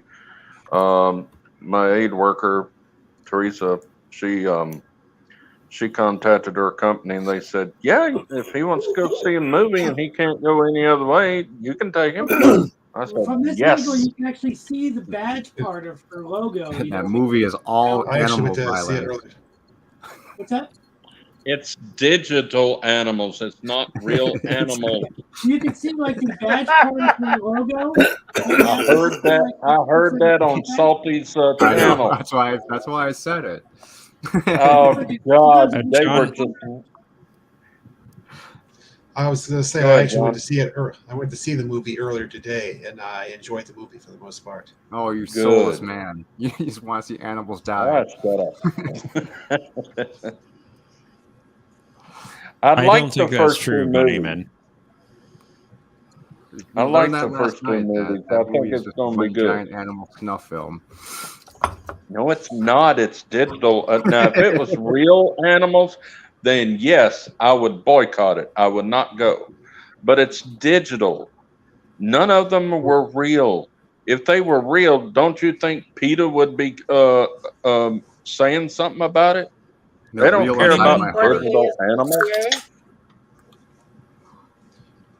Bunnyman, what if it was Yeah. all horses? ASPCA. Yeah. That'd be okay. They're not even animals. They're monsters. Horses are not animals. They're Okay. monsters. They're not Don't animals. bite your paw.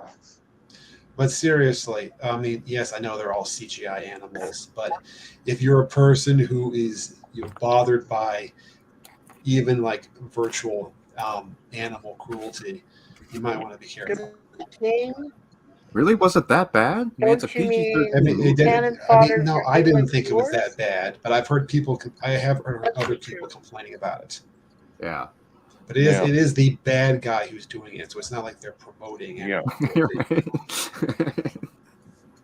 Arabic says it still promotes animal cruelty. I don't know. Well, could maybe. Dang. I mean, I didn't get Normal, that. you're just going to town. Yeah, no. Normal's Sounds got going to it. town. Look at normal. I think people are reading That's a way too female much into that, tiger though, for that man. movie. So cute. Yes. Now, if it was real animals, I wouldn't go. I wouldn't go at all. Girlfriend. What? No, Look what gorilla. Salty made a great comment.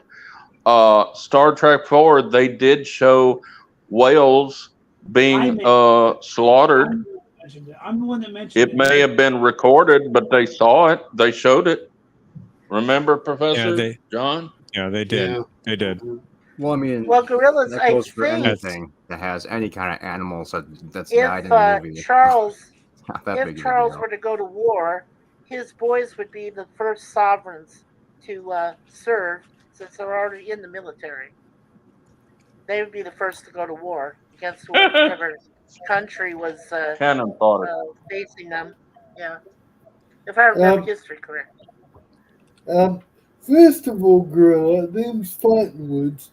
Second of all, I mean subjects of the King unite, because both Commander Richard and I are both subjects of the King, because he's in Canada and I'm in New Zealand. But The only reason America won the Independence War was the Royal Navy and We the were the British. best. No, because the Royal Navy and the That's British why. Army were distracted by Napoleon. If they weren't distracted We by were the Napoleon, best. We whooped y'all's butt. any dreams, any dreams. Can I get to an be fair- amen, Professor John? Oh, you're not going to get an amen from me, sorry, because I have some controversial views about the revolution. You tell him, Beard. You Come can say on. it, Jay. Well, seriously, Say it what? Sorry, Professor, what was it? We were the best. That's why we whooped y'all's butts and sent you back You- over you- to England. You can believe that if that helps you sleep at night. That's fine. Hey, history books says we won, so we must have whooped your butts. Only because of a little distraction called the Napoleonic Wars. That sounds like an excuse. It does sound like an excuse, but Very good excuse. although I would Whatever I would, helps you sleep at night.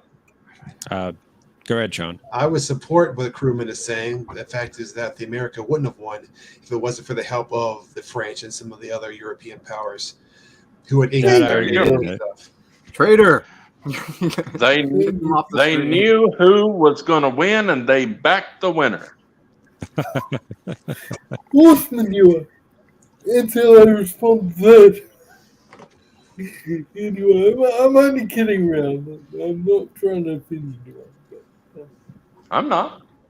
You know how We the whooped your French butt. Just do me a favor. Don't go through the Guardian of Forever and change history, okay? Yes, please.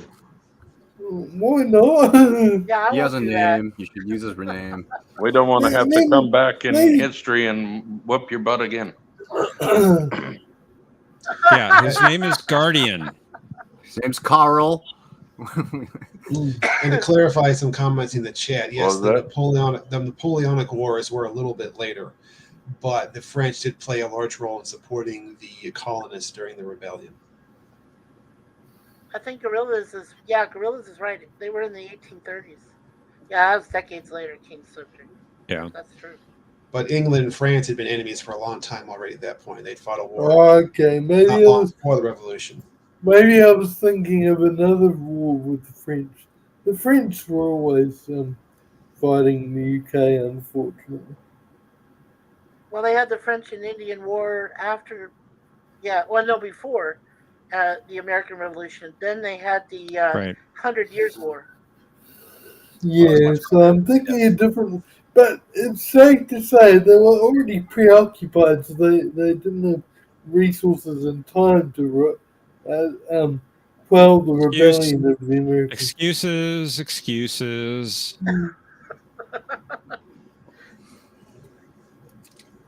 In the Anyway. French and Indian War, they actually had a group up here in Canada called the Iroquois, and they helped to fight against the English. And one of my Fournier ancestors actually dated an Iroquois squaw. So that's how we got about a quarter of our heritage from that. Cool. Yeah. Sorry. I wasn't against you in the war, okay? I didn't fight against you. At least I'm pretty sure none of my soldier ancestors did. But No, that's all good. Ancient history. I'm only teasing you guys. It's all good. much ancient history. Yeah. Well, maybe Britain shouldn't stick their fingers in everything. No comment. How do you respond to that, crewman? Tell him. No comment. No comment. And we lost Jay. Tell Gorillas. He says I will be back. He did. He did. Oh, He was they're able to type it too. Yeah. Well, I don't know if they necessarily put their fingers in everything. I don't know. Not everything. Well, That's America's job. Stay out of it. I was just going to say, if Britain did that, America Didn't learn any lesson from it. Well said, Professor.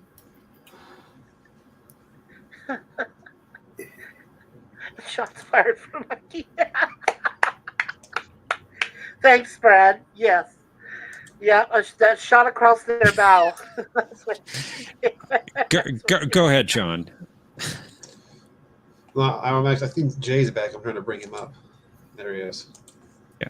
There he is. I think I brought him up. Are y'all hearing an echo now? I can hear you now, Jay. Yeah. No.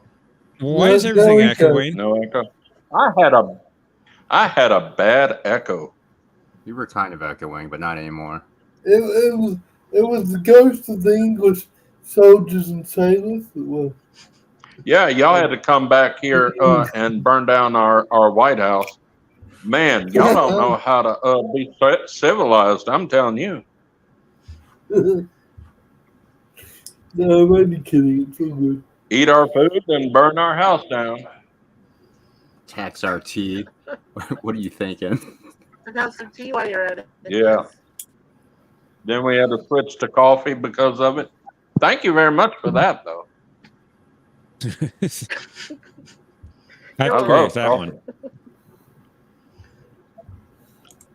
Mm-hmm. Absolutely. Give me a cup of coffee any day. I don't like tea or coffee, to be honest. I like iced coffee. I actually not warm coffee. Iced coffee is my least favorite kind of coffee. No. Sorry, Professor, but we do share something in I common. like the. We both love Dr. Pepper. Yes, Dr. I Pepper's like great. the cold coffee that Starbucks has in grocery stores. I like that. Oh, the little bottles. Ice cream? The Frappuccinos? Yeah, the glass bottles. Yeah, they're not bad. I think that's what it's called. Frappuccino. Yes. Has anyone Yeah, those here aren't had bad. coffee ice cream? Coffee ice cream.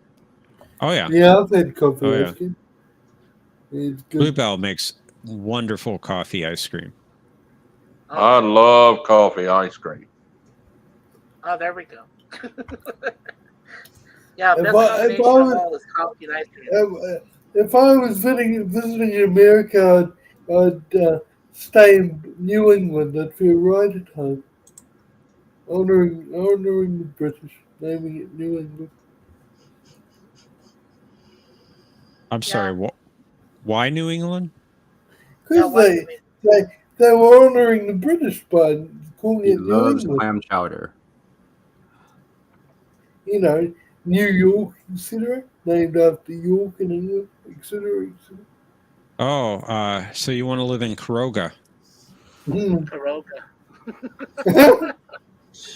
Why say Karoga? Well, that's where Karoga is. I'm going it's to- centrally located in New York. I didn't know that. Hey, bud, I'm coming to you. Everything bad is in New York. You have to give the leader a sponge bath. I'm gonna get some coffee ice cream,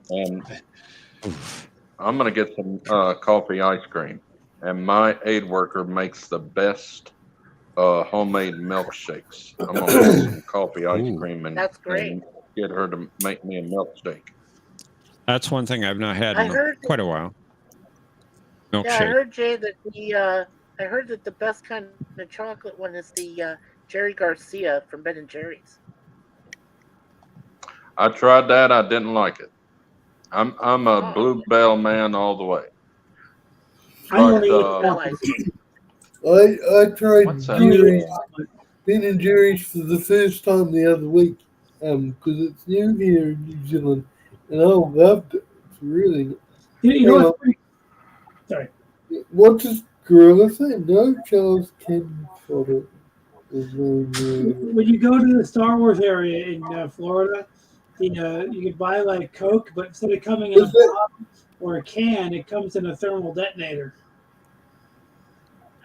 Oh, nice. Sounds Yeah, like dangerous. the little thermal detonators that like Bosch had, Galea had in Return of the Jedi. That's where your soda comes in.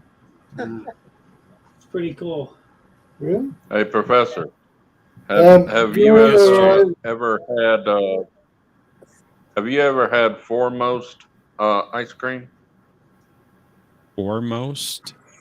Never heard of it. I have Yeah, it foremost was a insurance. it was a dairy company, and they had milk and ice cream. That was the best ice cream ever. Is the best. Now, not that I'm makes- aware of. Highland makes a great chocolate ice cream. Can you bring up Gorilla's comment again? To that Gorilla, Yep. I'd like to sing you a nice old song, and that's Uh-oh. "Rule Britannia, Britannia rule the waves." Wait, I hope you don't get a copyright strike, John. I think we'll have to risk it this time. Don't do that to John. Come on. Brad says, I like "Careful, America as Jay a Aldridge, you'll bring all the boys to your yard with the milkshake." Oh, and he told me I enjoyed Cherry Garcia. They can have some if they want some. Too, but I prefer Blue Moon ice cream. Sure. They're both really good. Yeah. They're both really good, Brad. Blue Bell is better than just about anything. If any of you get the Highland ice cream in your grocery stores, you need to get you I some wish we could chocolate up here ice in cream from Canada. Highland. We don't get Highland ice cream. It is so good. Would you die? What? Wow. I don't. Not nice. Jay wants us all dead. No, my cigarette wouldn't go out. Oh. I thought he told us to die. Is that what you No. guys heard? It I sounded don't tell like my it. friends to die. I tell my enemies to die, but not my friends. Gorilla says I couldn't understand what he was saying. Was it what I was saying or something I else? was singing the Rule Britannia song. The theme song for losers. No, the theme song for Great Empire. Cool model, sir. The theme song for a failed empire. There you go. Wow, look at that. It's actually, We're getting there a that toy. way. It's actually a toy. It That's was only beautiful. $40, but I love it. That's cool. Where'd you get it? Walmart. Jay is mass murder confirmed. Walmart? I can't find anything of Star Trek at my Walmart. Oh, that's It's so cool. Wow. Yeah, it's I pretty wish I cool. could find a Star Trek 3 phaser. You know, the one that They Kirk sell those shot by that Walmart. Klingon? They sell those at Walmart too. The phasers. Not my Walmart. They don't have anything of Star Trek. Yeah, they do. You just gotta look closely. They had a drink. I didn't try it myself, but in the Las Vegas Hilton, when they had the Star Trek exhibitions, they had at the bar at Quark's bar, they had a thing called the phaser, and I remember it now. It was like something with blue vodka, like with blue dye and Yeah. Smirnoff vodka mix. They called it the phaser. Yeah. I never tried it though. I wish a company would start selling models again. Oh, I wish they did. Hey, Rizzo Doom hasn't heard of the song. John, is it okay to share the screen and we can play the clip? I'm pretty sure it's in the public domain by now. Well, if you just post a link and I can put the link out, they can click on it if they want to. Okay, I'll try and find a link to it. Mickey Mouse is going to be in the public domain next year.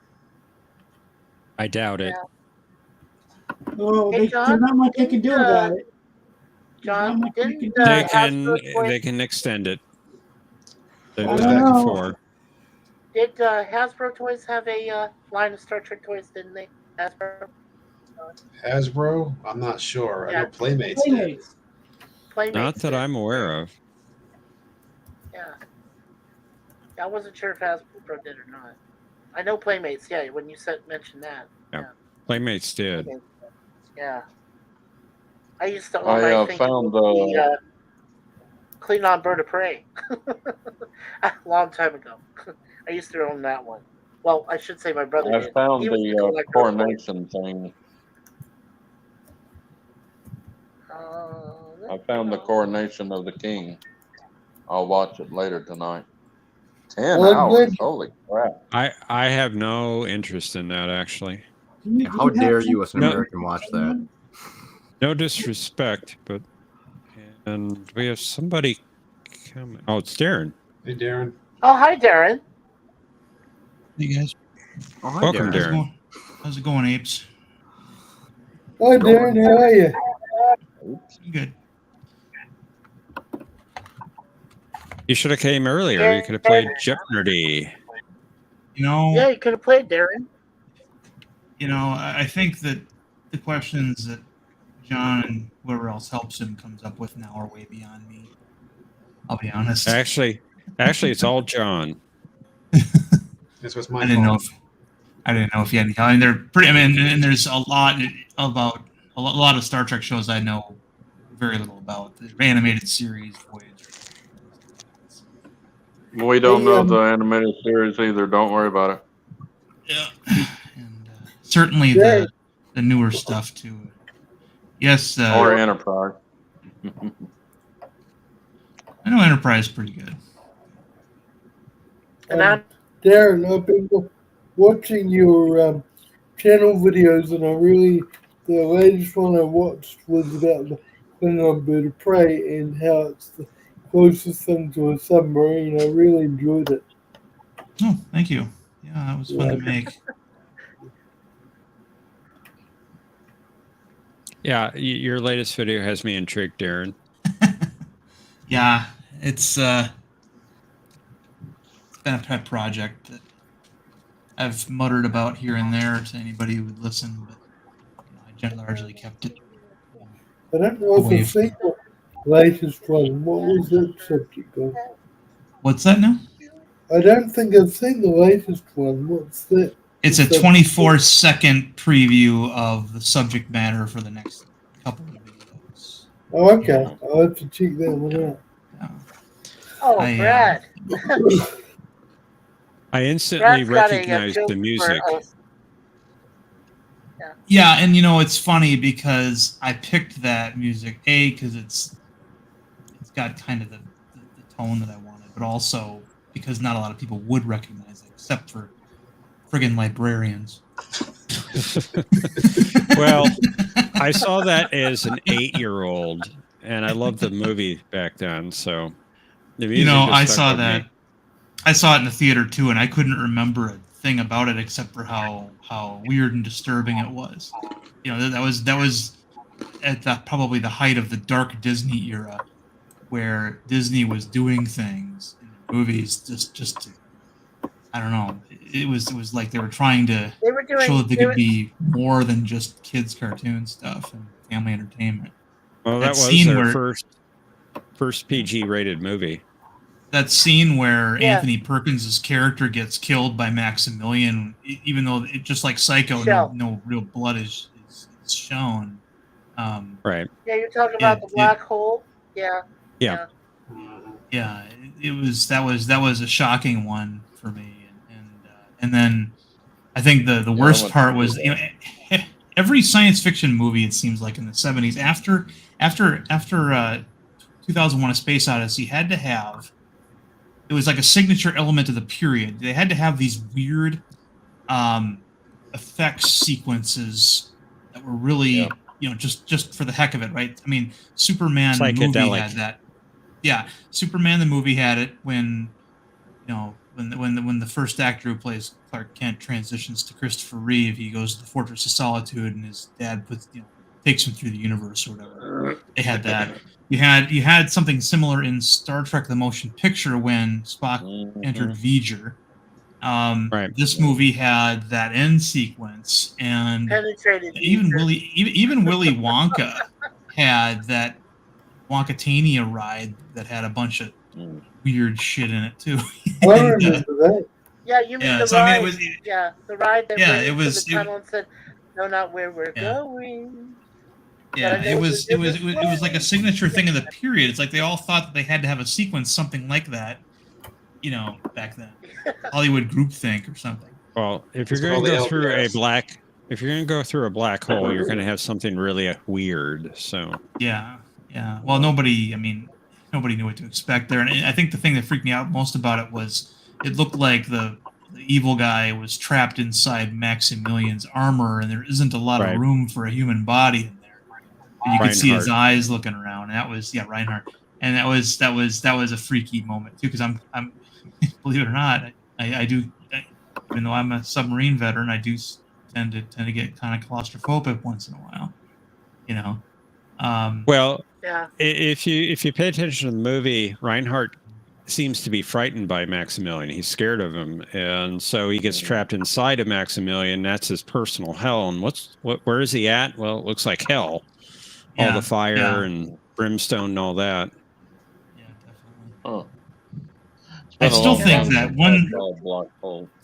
one shot where that ball of fire is rolling down the ship and they run across the catwalk to get out of the way of it. That is still a really good and well done shot.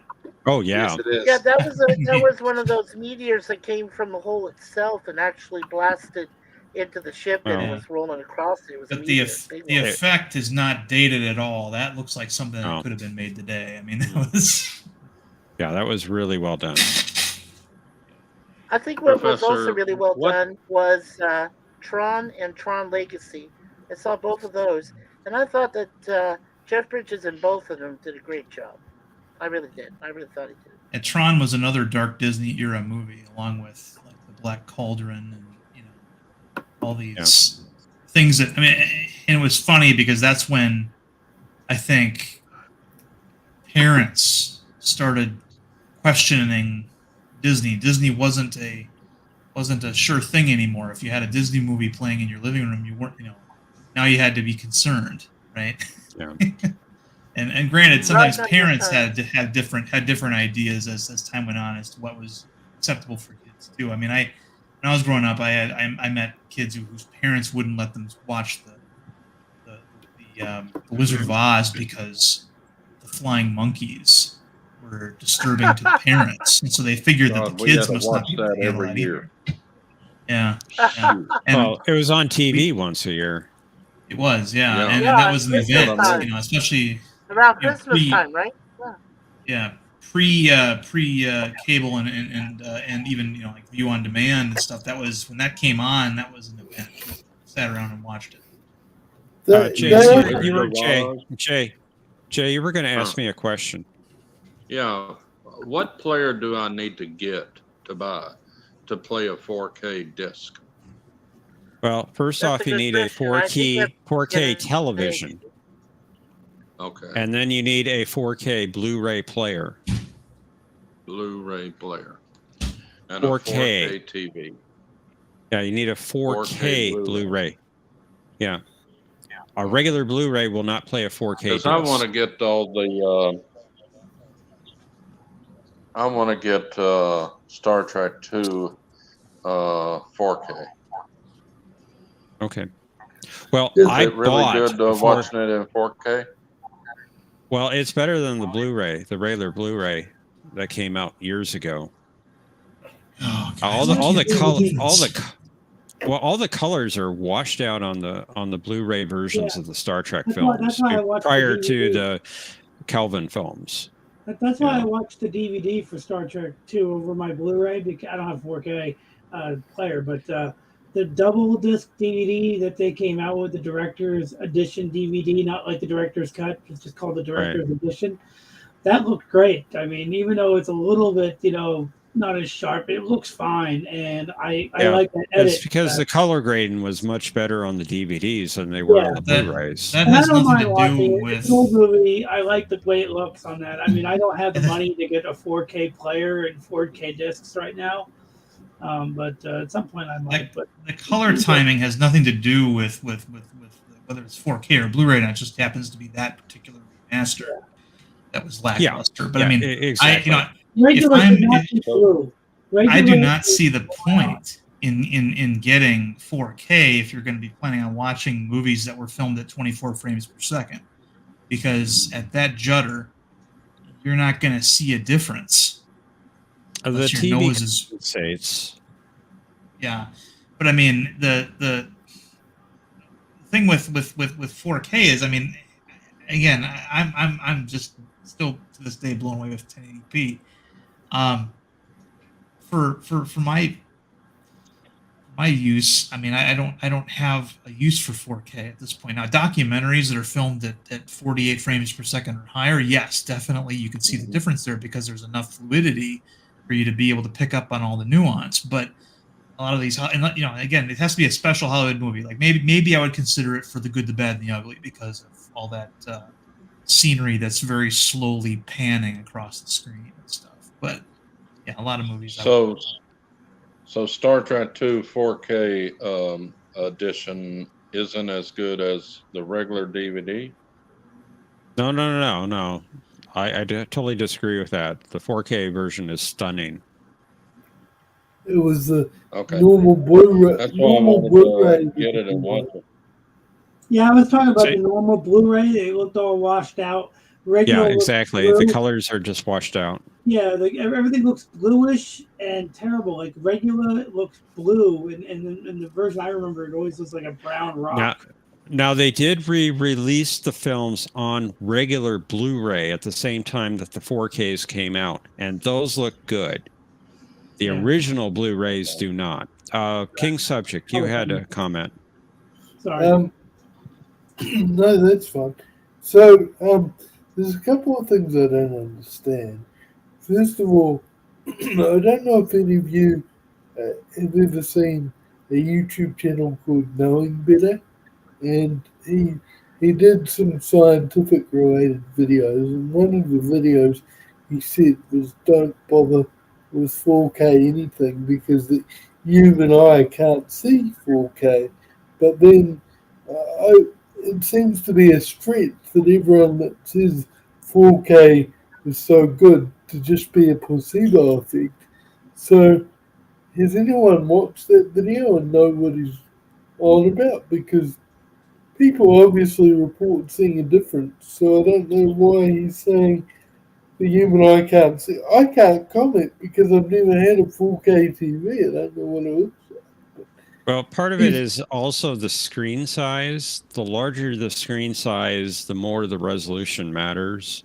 So if you have a 75-inch television, the 4K makes more sense than if you have a 40-inch television.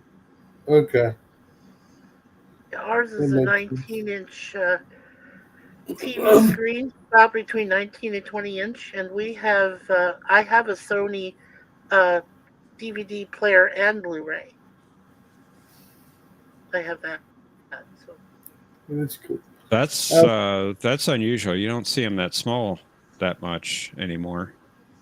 Yeah. Unless it's a computer monitor. I mean, my computer I've got 3 of them right in front of me, and they're all bigger than that. What is the size? I have a 34. I've got a 27, I got a 22, and a 24. Yeah, I'm sorry. My wife just corrected me and said it was a 42-inch screen we carry. We have a 42-inch screen. Yeah, that's more common. 42. My 4K TV is a 55-inch, and it's a really good model. It's at the time I bought it, it was probably the best one you could buy for under $1,000. In fact, it rivaled some that were like closer to $2,000. Whoa, they're $1,000 for the. They're not all that 4K expensive. TV? They're not all that expensive, but I wanted a really good set. I just got out of debt. Praise the Lord. I don't need to get back in debt. you can get 4K televisions for $300-$400. Yeah, go to the scratch and dent store. Find The You're Lord. gonna get you're gonna get a lesser quality set, but you'll probably still be happy with it. I know people that swear by Vizio. They're like, there's nothing wrong with Vizio. Yeah. Vizio's fine. Now, if you go to Best Buy, you can find some good 4K players for like $500. Did you have a question, Jay? I just wanted to praise the Lord, John, that the Lord answers your prayers at His time, not our time. And it took Yes. 20 years, but He answered my prayers and helped me get out of debt this week. That's I'm great. never going to get That's into awesome. that situation ever again. Look at Awesome. Moses. Look at Moses. I mean, he herded sheep for what, like 40, 50 years before his most important life's work, you know? Yeah. So, I Mhm. mean, it's Well, there's some examples there. a woman prayed to the Lord for 30 something years that her son would accept the Lord. And when she died, it took about 17 years later after she died, and he accepted the Lord. So her prayer was answered. It was just in His time, not her time.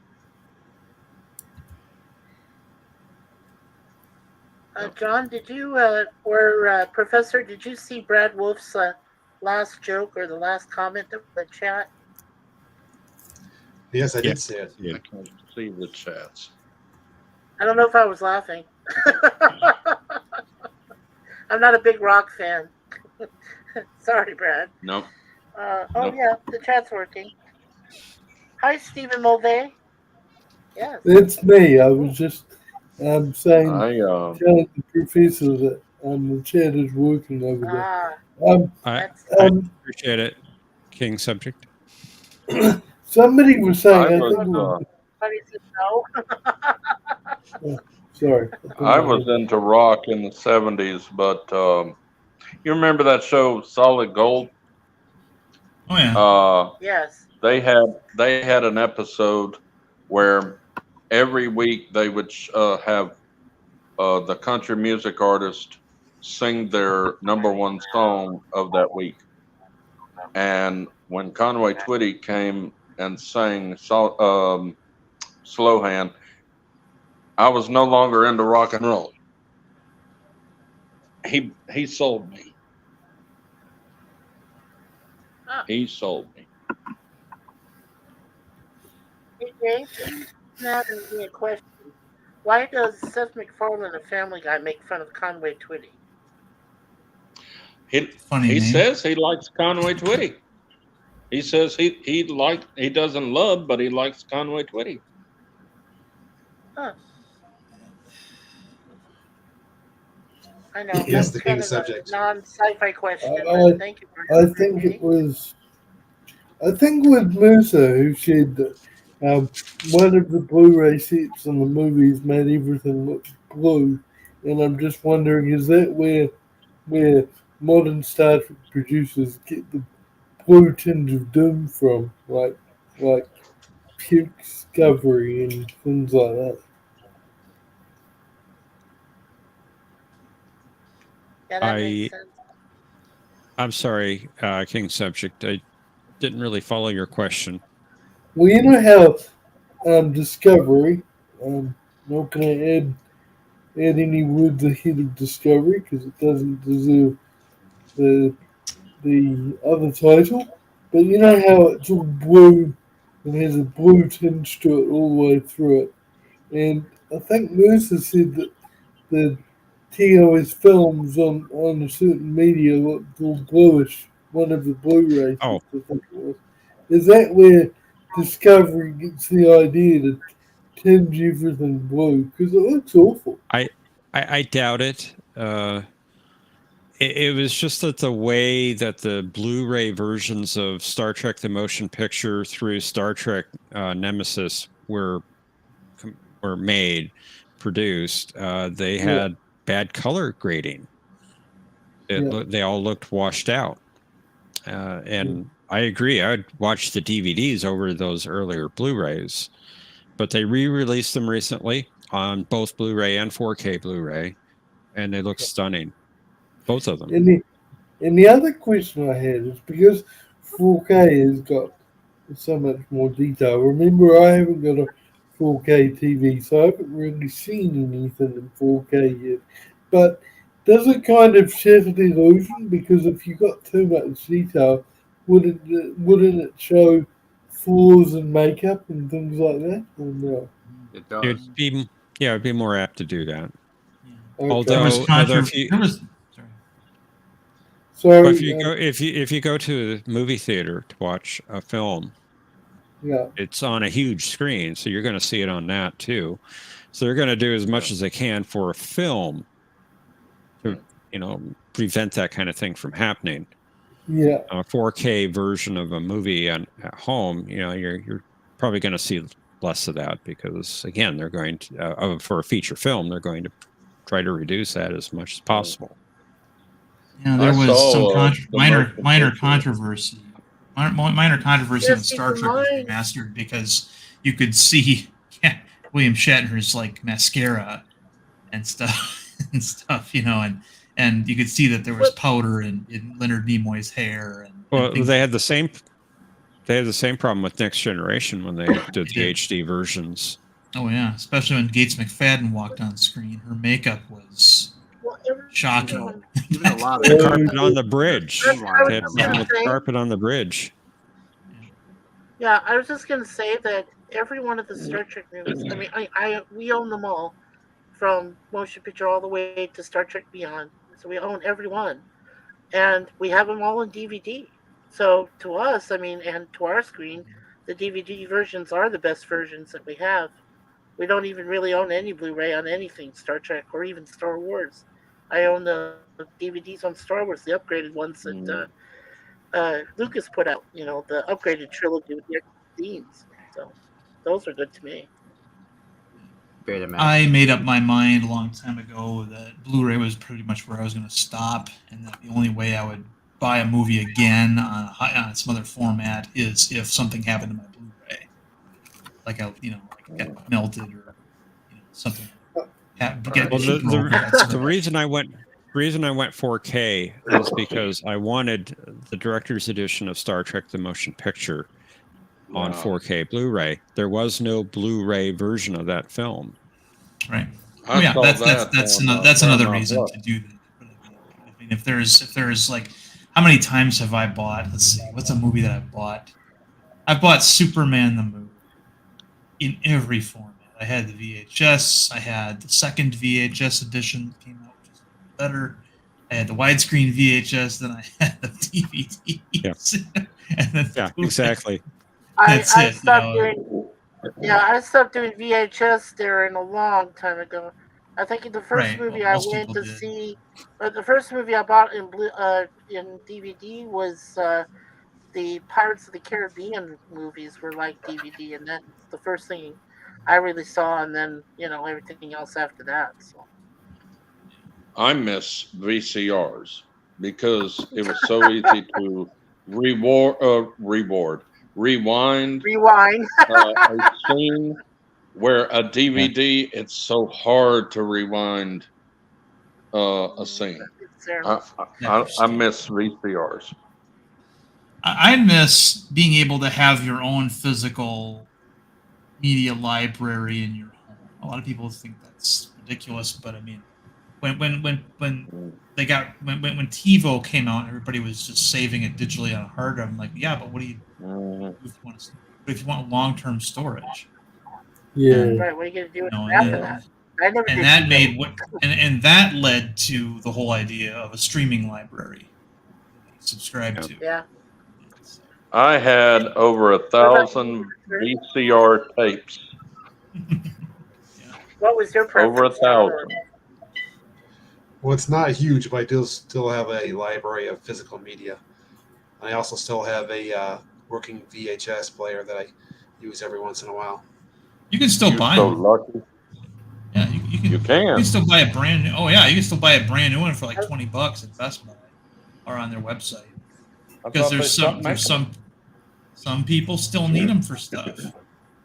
Yeah. Sony just stopped manufacturing Betamax players like a couple of years ago. I've heard of them, never had one. Yeah. So that's cool seeing all of you crewmen. Betamax is a better product. I like the wide shot. Look at that. That's cool. I miss going to the video store. Yeah. Yeah. Do you know I stood right at the front door of my video store when Star Trek V, The Final Frontier came out.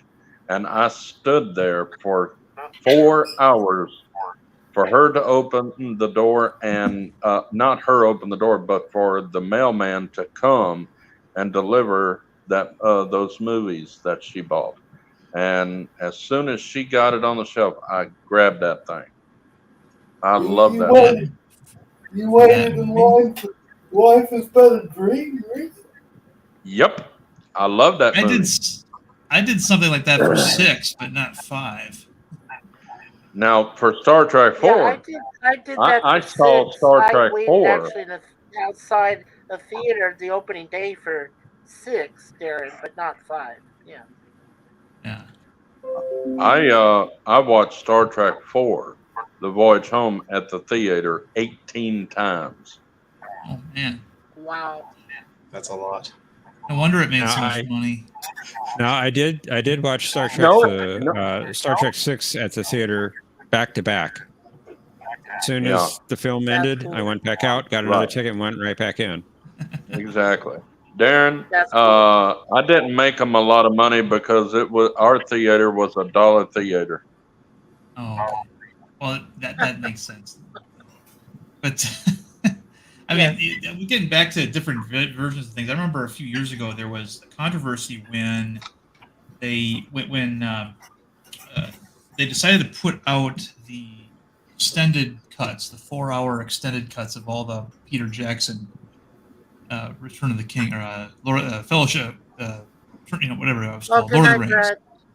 Yeah, and they had put them out on DVD earlier, and when they came out on Blu-ray, they changed the color timing to give everything like a sepia tone. Everything had a gold tint to it, and that wasn't how they appeared in theaters. And a lot of people were, a lot of purists, and a lot of people who care about that kind of stuff. They want to mimic. Darren, They want to mimic the sepia theater tone that they had, the sepia. They want to have the same experience in their living room that they had in the theater. And when you tint something like that, and they notice it, that becomes all they can see. Right. I watched the movie where they destroyed that eye. I don't know what movie what part of the movie it was, the last movie of it, but my friend wanted me to watch it with her, and it was so boring.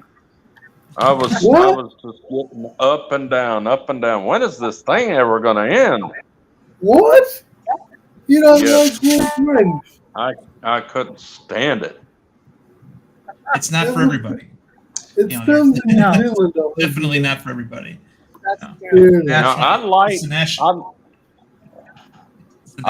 the cartoon.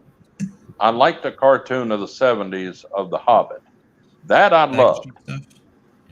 But that 2-3 whatever hour Lord of the Rings that I saw, it was the last one, I think, where they blew up the eye. Well, they were all pretty long. I said I will never sit through a movie like that ever again. Oh.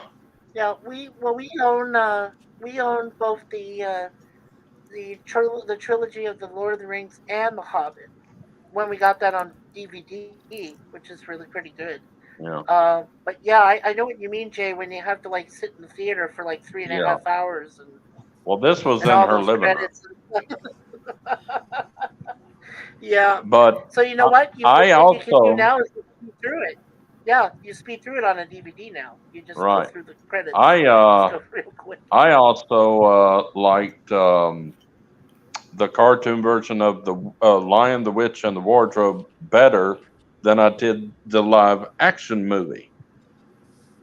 I thought they did pretty well with that film.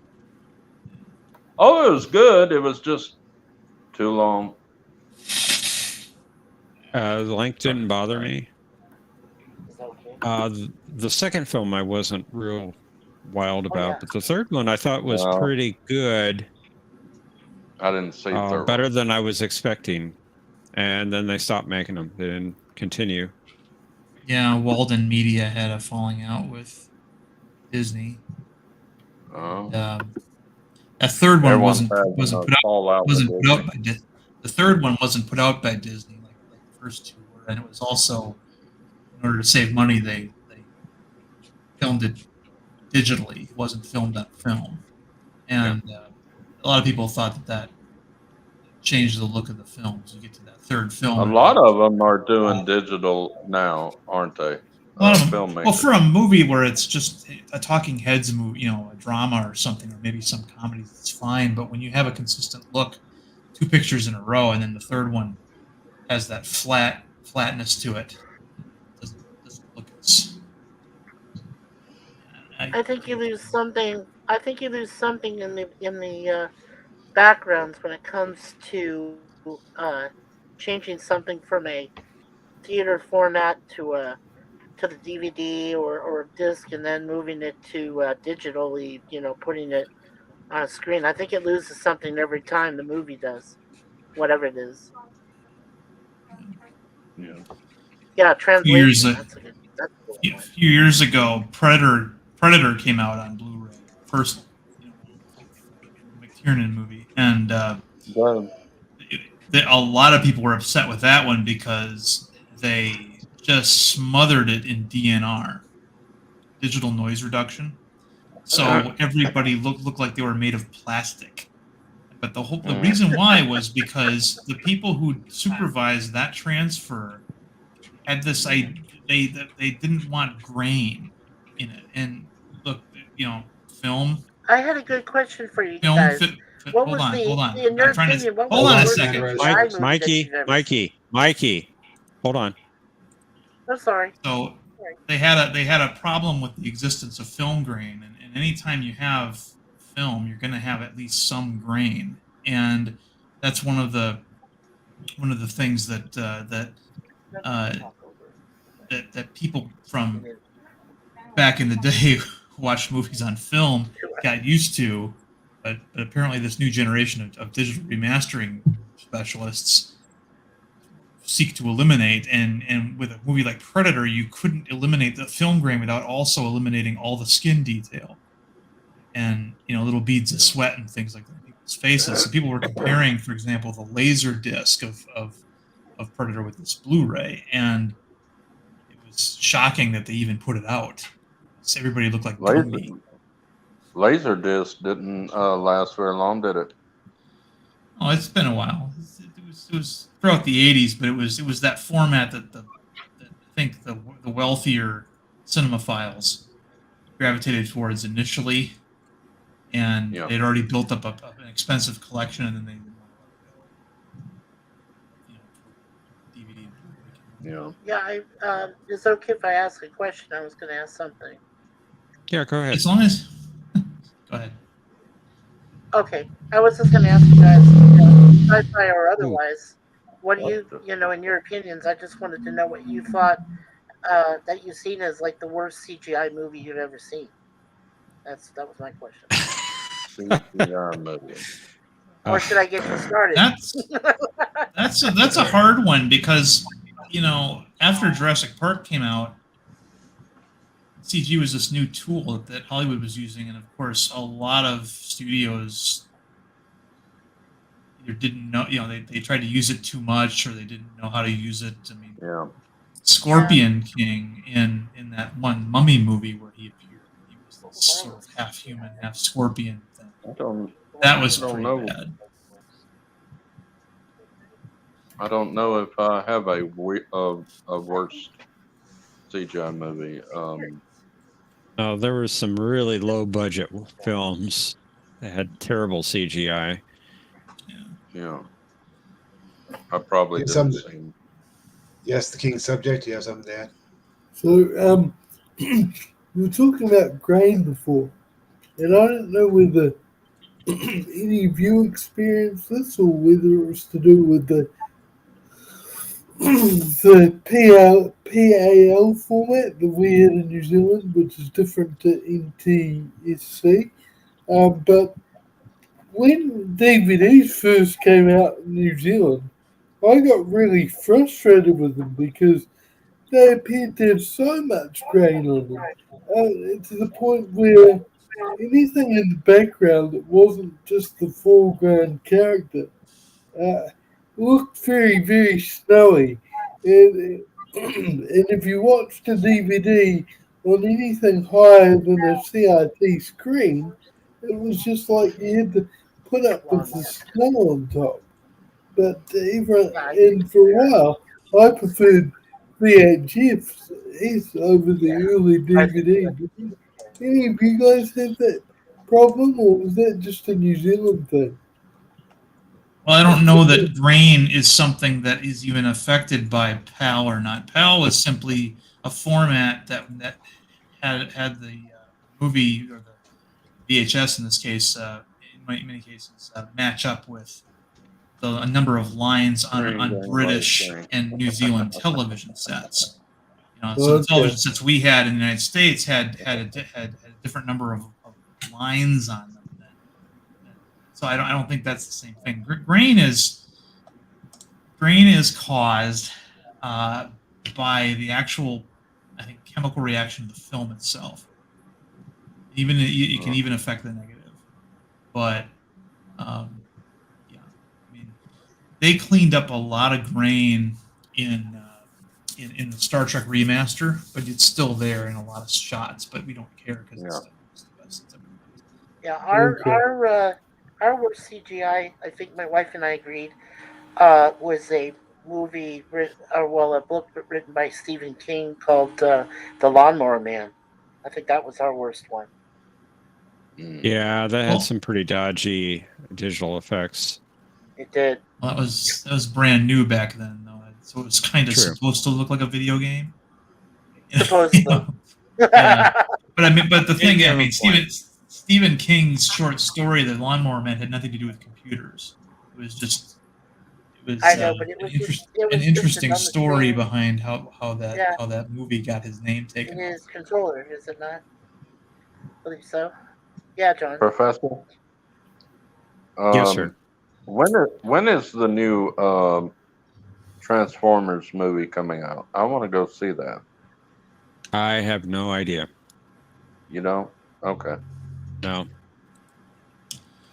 I remember I can look it up. Movie, or is it based off the Bumblebee movie or the earlier ones? The Beast. It's kind of like the Beast Wars movie. June 7th. June 7th. Yeah, that's a week after my birthday. Well, happy birthday! Thank you. You're a June baby like me. May. Mine's the 20th. Oh, May. Yeah, May. May 7th. No. The movie is June 7th. My birthday is May 31st. 31st. A week before. Oh, you got the same birthday as my niece. Happy birthday. Oh, thank you. Yes, happy upcoming birthday. Happy birthday to your niece. Thank you. I can't believe she's 30-something years old. Wow. Yeah, it's disgusting, isn't it? I mean, I just saw my nephew. Well, I'll be 52. I just saw my great nephew at a furniture store the other day. I couldn't recognize him. He's so tall. He's got long hair down to his neck. And I said, "Who are you?" "Uncle Jay." And I said, "Oh my God." Scared me half to death. Wow. I'm just getting old. Well, we were just talking last week that we didn't think that Professor looked 52. I didn't think he did, and I'm turning 58 in September myself. Yeah, my niece is fixing to be 35 years old. Dear God. And my great nephew is going to be Let's see. He's going to be in the 7th grade, so that would make him 12 years old. Wow. Wow. Yeah. He's just growing like a weed. And our oldest nephew is 28 years old. Welcome back, Professor. And I'm fixing to be 54. Yeah, I've got relatives, aunts and uncles. I see them and they don't know who I am. I got this great big gray beard. They didn't think I was going to live to be 20. Wow. How old is Darren now? Oh, he's going to be 50 soon. He is not. Shut up. Yeah, he is. No, he is not. Shut up. Sorry, reality hits you hard, bro. Yeah, am I the youngest person here? I'm 39. 39. Yeah. You look pretty darn good for 39, buddy. Thanks. You're 39. That's what he said. You don't look 39. Yeah, I thought you were in Well, I your just late. took a peek. I thought you were in I'd your say late about 30. 20s. I'd say about Yeah. 30. Thank you. That's I what wouldn't I even said. say 30. Well, you can How do you pass run? on you can pass on all those wonderful comments to a few women in my area and send them my way. How old are you, John? I'm 40. No. Oh, Section 31. well, is you're good. only 1 Hi, year Gorillas. older than me. No. Yeah, I can guess the I'd, Gorillas is I'd definitely say in 30 32. at least. I was gonna say. Gorilla, you I'd don't want to say be you in look section 32. 31. Yeah. Here, I'll show you. I'll show you me first. See, that's what I look like, and I'm turning 58. See, so Mm. Man, you're older than me. scary. I thought I was the oldest one here. No, I'm the oldest. I don't know if that's a proud thing to say. King subject. Darren, I'm just wondering what your headline is. It looks like something in German, but I'm just wondering what it translates to. What now? I'm sorry, what was that? Under your name. Oh, yeah. That's German Yeah. for submarine driver. Oh, okay. That's cool. He's a U-boat driver. You live in Germany? Yeah, U-boat driver. Right. No. No, I don't. Oh. So I live in Wisconsin, though, which has a lot of Germans and Norwegians. So were you the helm person on the submarine, or did you have another position? Everybody on board is trained to be the helmsman. Anybody on board can take the helm, or the plainsman position as well. Oh, okay. Doesn't matter if you're a yeoman or a radar guy or a torpedo man. Because if Everybody, something happened, Yeah. everybody So gets Darren- behind the sticks. Fair enough. Well, Darren, do we call you Darren Wagner then? Well, technically that is correct, but you know, it's getting people to say that in this country is next to impossible. You know, there's a I work with an artist named John Dillard on some material Oh, cool. in the realm of Comicsgate, and there's another Darren Wagner in Comicsgate. He spells his name differently. It's like Darren, you know, Wagonner. So he's Wagoner, and I just try to get people to pronounce my name Wagner, so that people know that to differentiate me from him. You know, and I'm not going to ask that guy to change his name when I can just have mine pronounced. Hey, Darren, the What? best way you can get someone to remember your last name is Wagner is just tell them it's the same composer that did Ride of the Valkyries. And you can just go from Well, a lot of people don't know that. So that doesn't really help a lot of people. Yeah. Not everybody is as learned as you or not. I mean, you know, Darren, what is your favorite submarine movie? Hunt for Red October or Crimson Tide? Yeah, what's Well, Crimson Tide definitely wouldn't be our favorite. That is one that was that movie. The makers of Crimson Tide sought to get cooperation from the Navy to make that movie. And after reading the script, the Navy's like, "No, we're not going to help you make this movie. This movie's bullshit." So every single piece of submarine footage that's in that movie was, I'm not going to say it was taken illegally, but it was taken without permission. Once a submarine's in excess of 12 nautical miles off of land, anybody can fly around in a helicopter and take pictures of it before it dives. And so the Navy would not help them with any aspect of that film's production. That's why the interior is all wrong, and why the procedures are all wrong, and why the plot is all wrong. I mean this idea of getting a sentence fragment. I mean, that's one of the things that is rehearsed at officer sub school for ballistic missile submarines. The scenario in that movie could not have happened, but it was made at a time when environmentalists were starting to look at naval ships and the reactors and trying to make a stink about it. I like the Hunt for Red October better. Yeah, Red October is like the Top Gun of submarine movies, but it's it's good. But honestly, there's another movie that I think is more accurate in a post-Russian, in a post-Soviet world. No, in a post-Soviet world, and that would be Down Periscope, which was a comedy, but its plot is the most realistic plot of any of those films, and that is that they take an old diesel World War II submarine and restore it so they can use it in war game exercises, and we've done that. We took an older diesel submarine called the Trout and did the exact same thing, refurbished it, and used it for war game exercises. Cool. And so from that standpoint, yes. Yeah. Hey, Darren, what about the submarines in the James Bond film, The Spy Who Loved Me? What do you think about the U.S., British, and Russian submarines in that one? Well, I don't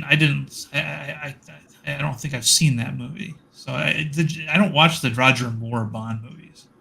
Right. I like the Connery ones. Well, yeah. Okay. I mean,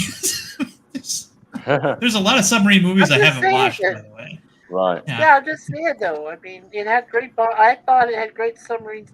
I haven't seen Grey Lady Down, and that was apparently the first movie Christopher Reeve was ever in. The Spy Who Loved Me. So my favorite submarine movie of all time is I think his name was Cary Grant and Tony Curtis in Operation Petticoat.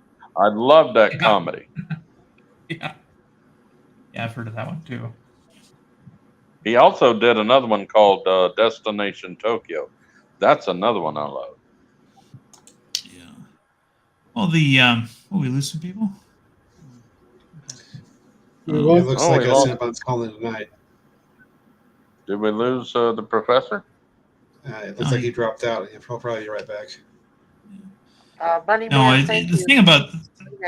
thing about submarine movies that we always had to tell ourselves when we were in was that those movies aren't made for us, right? Submarine veterans, they're not made for us.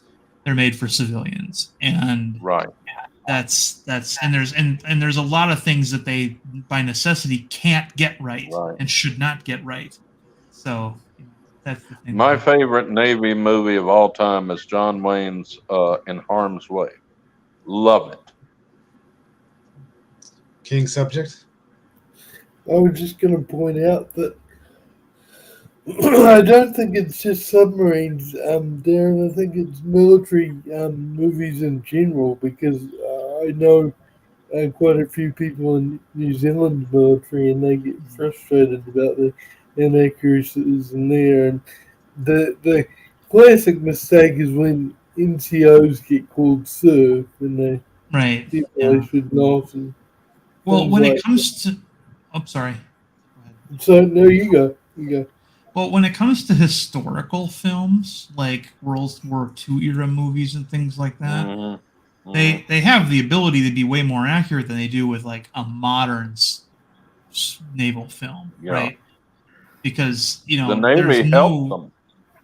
there's no secrets. I mean, one of that Drachenfeld guy who has his Navy history channel and things. And I asked him this once in one of his live streams, and he said, "I'm like, why? Your knowledge and your focus seems to stop right at the end of the diesel era. How come you don't carry on and look into nuclear vessels and things like that?" And he goes, "Because you can't know anything about nuclear vessels. Since with everything prior to nuclear power, it's possible for me as a civilian to know everything about that ship, every single system on board, everything, all of it, the propulsion, everything.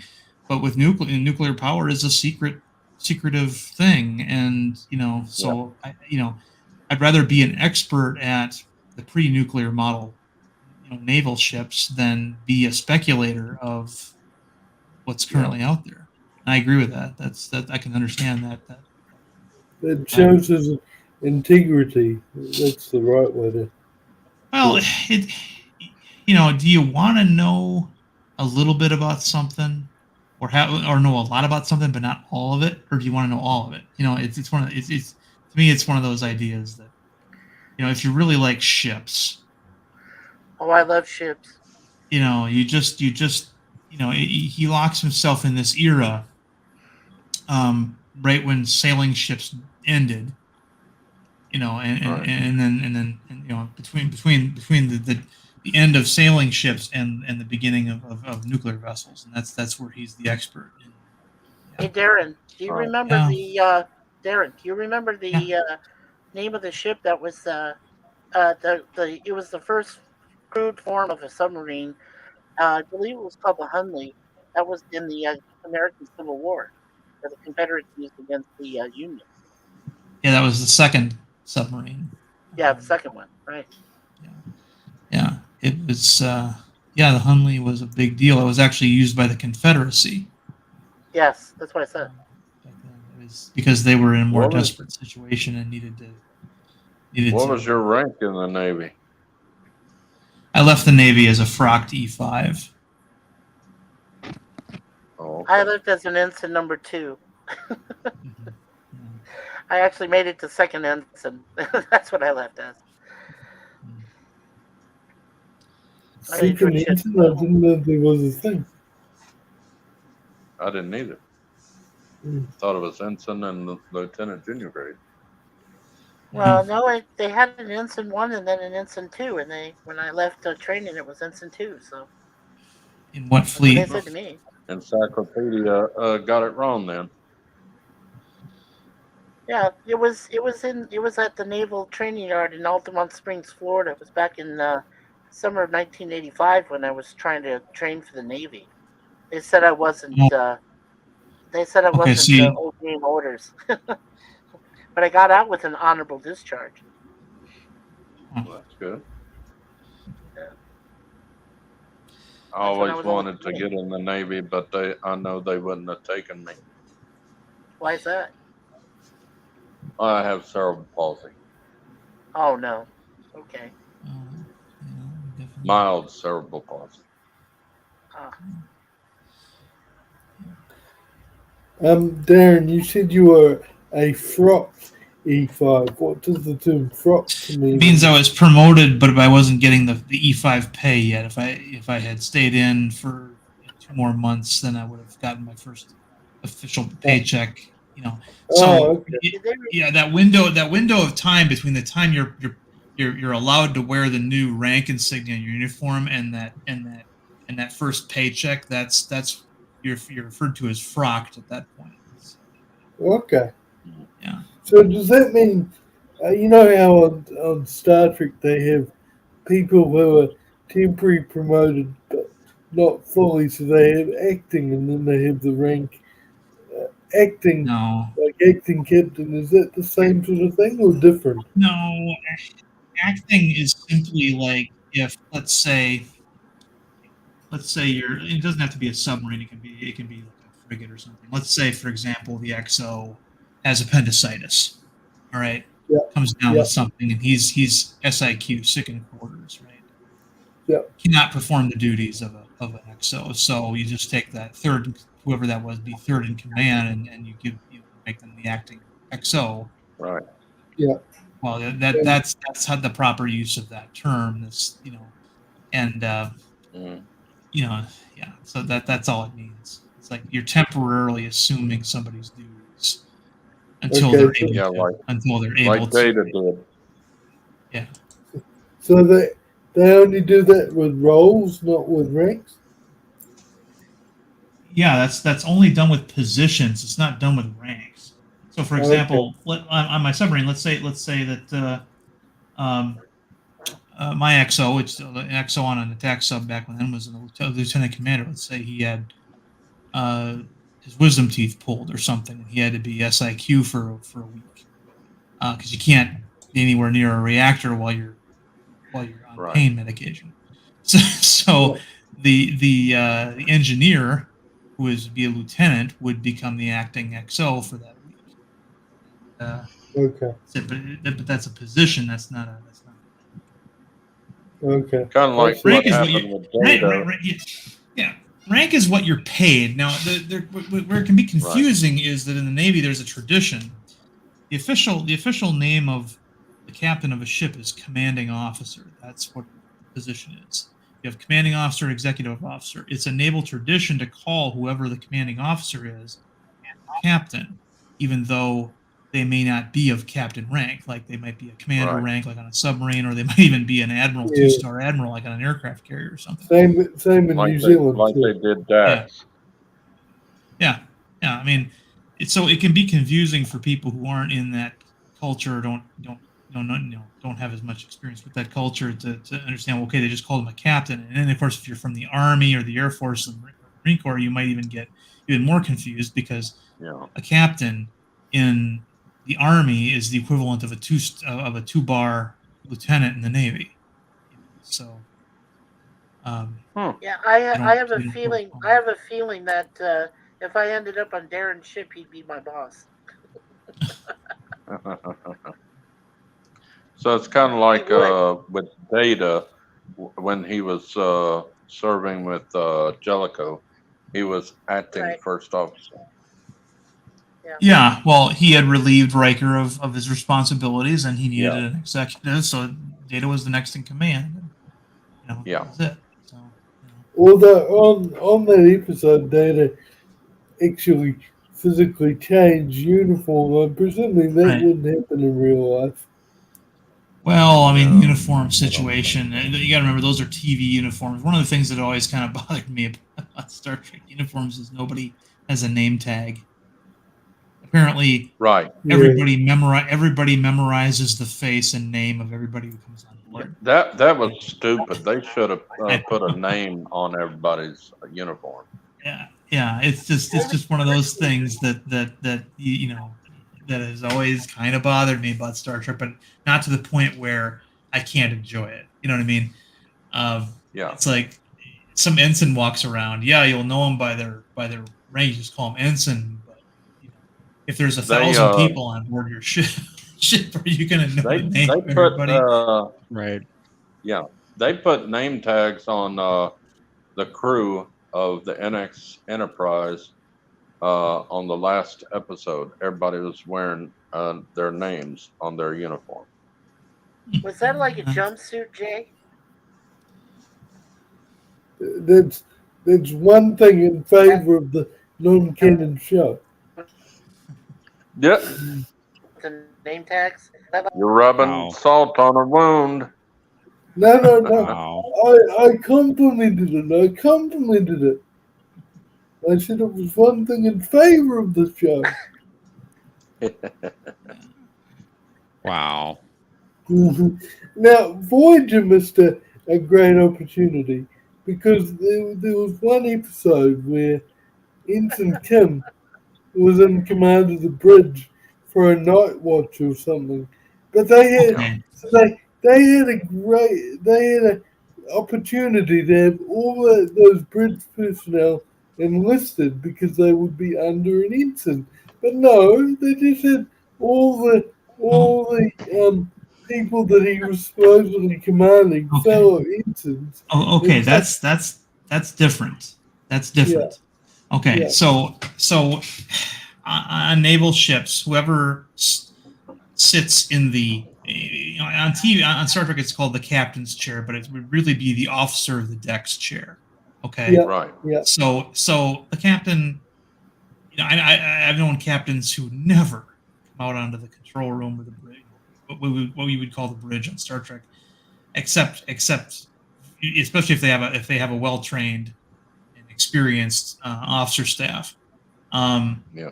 They'll stay in their room, or they'll which is also their office, and or they'll just take tours of the submarine, make sure the thing's clean. That position, that's called the officer of the deck. Okay, and that can be any officer, anybody who's qualified to stand that watch. And the captain is not going to sit in that chair for 24 hours. Okay, Yeah, a day. I He's understand gonna that. be relieved at some point, and so what Kim was doing was he was standing officer. Basically, he was the officer of the deck during the night watch. Now they probably didn't call it that, but that's the equivalent of what it is. Right. But wouldn't he be commanding enlisted people because he was only an ensign? But in that scene, they were all fellow ensigns. No, the position. Okay. The position is what has the authority, not his pay grade. Okay. So for example, you could have Tuvok there as a whatever he was on Voyager, full lieutenant, I guess, effectively taking orders from Ensign Kim if he was standing that watch. Kim would probably be asking a lot of questions too. But I mean, you have to start somewhere, right? Yeah, that's true. So yeah, we've had He had nobody on the bridge except him. Yeah. Well, I mean, I've seen, when we get new. Let him finish, Mikey. Hang on, Mikey. We would get a new ensign that comes on board the boat, and they start qualifying. And the first place they have to qualify is the helmsman, the plainsman position. So you've got an ensign sitting behind one of the sticks, getting instructions from a chief, who's getting his instructions from from a lieutenant or whatever who's standing off the deck. So but now he's not going to stay in that position. He's learning that position so that then when he starts training on the next position, which would be the chief who's leading the dive officer watch, then you start him out at the bottom, and then you work him out, and he'll do like a shift on the sticks for like a week, and then he'll move up to dive officer, and then eventually he will be standing off the deck watches, or at least qualifying for them. He may not stand them, but he has to be qualified for them just in case personnel things require him to stand it. So that's how that works. And so having Kim sit in the big chair during the graveyard shift, perfectly fine from a naval perspective. Okay. What really kind of sucks though is the fact that apparently Kim ended the show as an ensign and never got promoted once. Yeah. That was just weird. I mean, that's weird. To me, that's just like he like he told Janeway if he was back home, he'd already be a lieutenant. Really? Well, I didn't watch the show, so I don't know if that was even the thing that was said, but I'm not saying I don't believe you. I'm just saying. But I mean, it's kind of weird that Ensign Kim started out in episode 1. Ensign Kim, when 7 seasons, was still Ensign Kim at the end of the show, whereas you have Nog, who started out as a juvenile delinquent on Deep Space Nine, stealing ore samples from a merchant or whatever, and then going to the academy, getting accelerated through the academy because of the conditions of the war, and then than making Lieutenant JG. Well, I didn't know if he go. got promoted to Lieutenant JG or a full lieutenant at that last episode.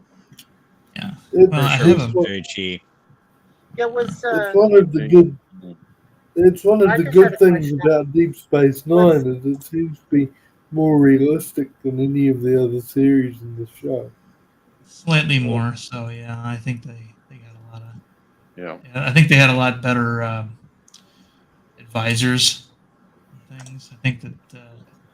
Yeah.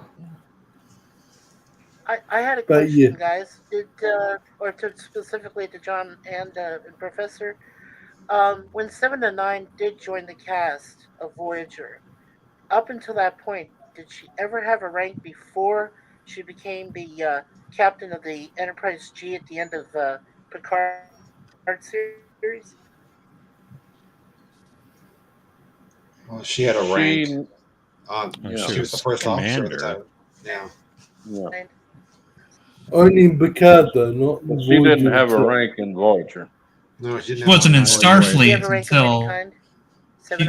she wasn't in Starfleet. She on Voyager she couldn't have been an officer on the ship because she'd never gone to the academy or any sort of officer training program. And I think they made a point that she wasn't allowed to be in Starfleet through season 2 of Picard. Yeah. Was that because of her Borg affiliation? Yeah. So the fact that she went from nothing to commander in 5 minutes was extremely unreal. It's as bad as as bad as the Kook situation in the Calvin timeline film where he goes. Well, Sorry. No, go ahead. Where he goes literally from an academy cadet to first officer and then to captain. It's one of the things that really great about the Calvin film. I think they handled that really badly in that film. Part of Seven's acceleration, I think, was her 4 years on Voyager. I think they counted that somewhat. Yeah. As her like academy training? As like academy training professor? You could I'd like maybe to say that. I'd like to It's point like out with that with Jack. Go ahead, Darren. I'd like to point out that in the U.S. Navy, you don't have to go to the academy to become an officer. There is this thing called OCS, Officer Candidate School, which is 13 weeks. If you've seen the movie An Officer and a Gentleman, that's Richard Gere's character is going through OCS. So what he is an enlisted person who qualified and got selected to go to Officer Candidate School, and then one of the things they do, and the Officer Candidate School is notorious for this, is that you have to train with the gunnery sergeants, Marine Corps gunnery sergeants. So they the showed guy, it today at Daisy. like Arlie Ermy from Full Metal Jacket, that's the kind of guy you have to. Now it's a little bit different because you're dealing with people who have already been through a basic training of some kind already. They're already professionals, but it's one of those things where the gunnies make it extra hard on these guys to sort of make up for the fact that they're not spending 4 years in a 4-year program at the academy to become commissioned officers. So it's so I mean, we don't know if Starfleet has a thing like OCS.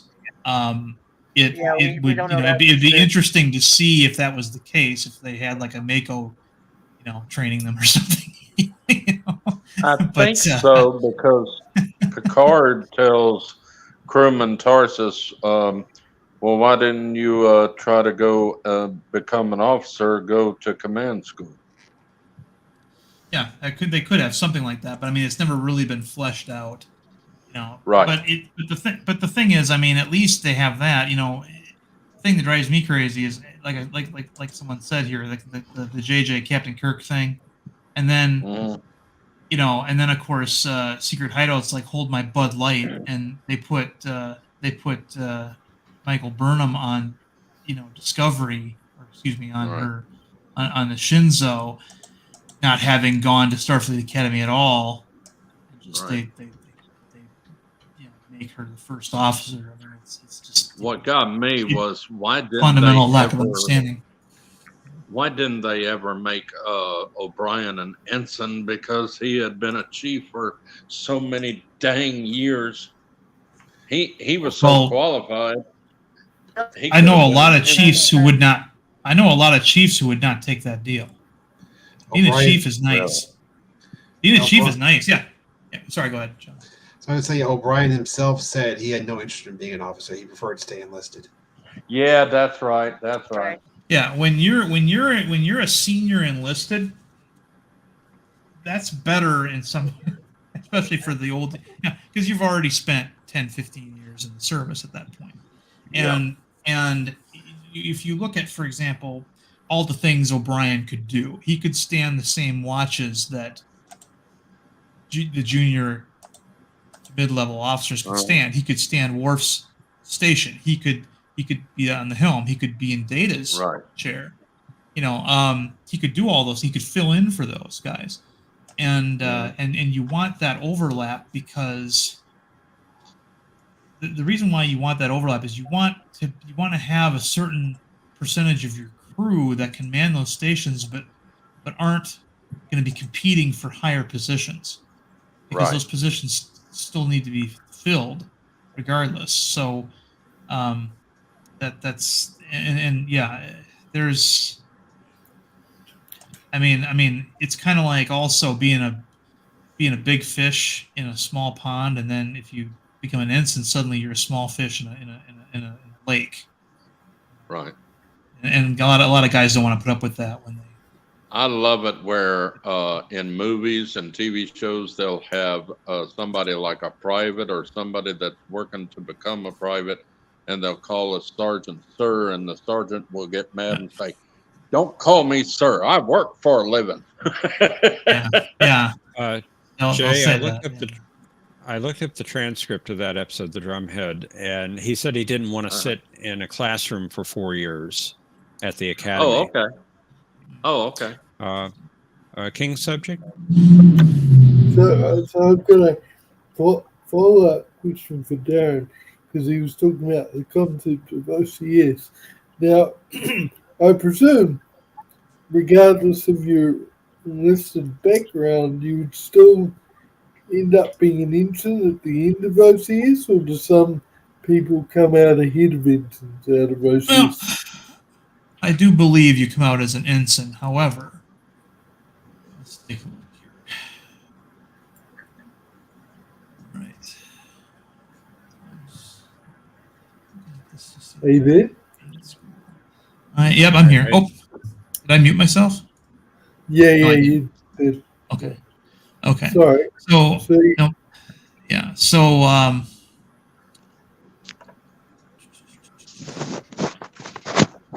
I think he's looking something up. yeah, I'm looking something up here because I was looking into this the other day. Typically officer candidates have already attained post-secondary education, or sometimes a bachelor's degree. So, that's another thing too. You do have to have some college credit in order to see us. But Ensign Kim, open that channel. Trying to find here where it's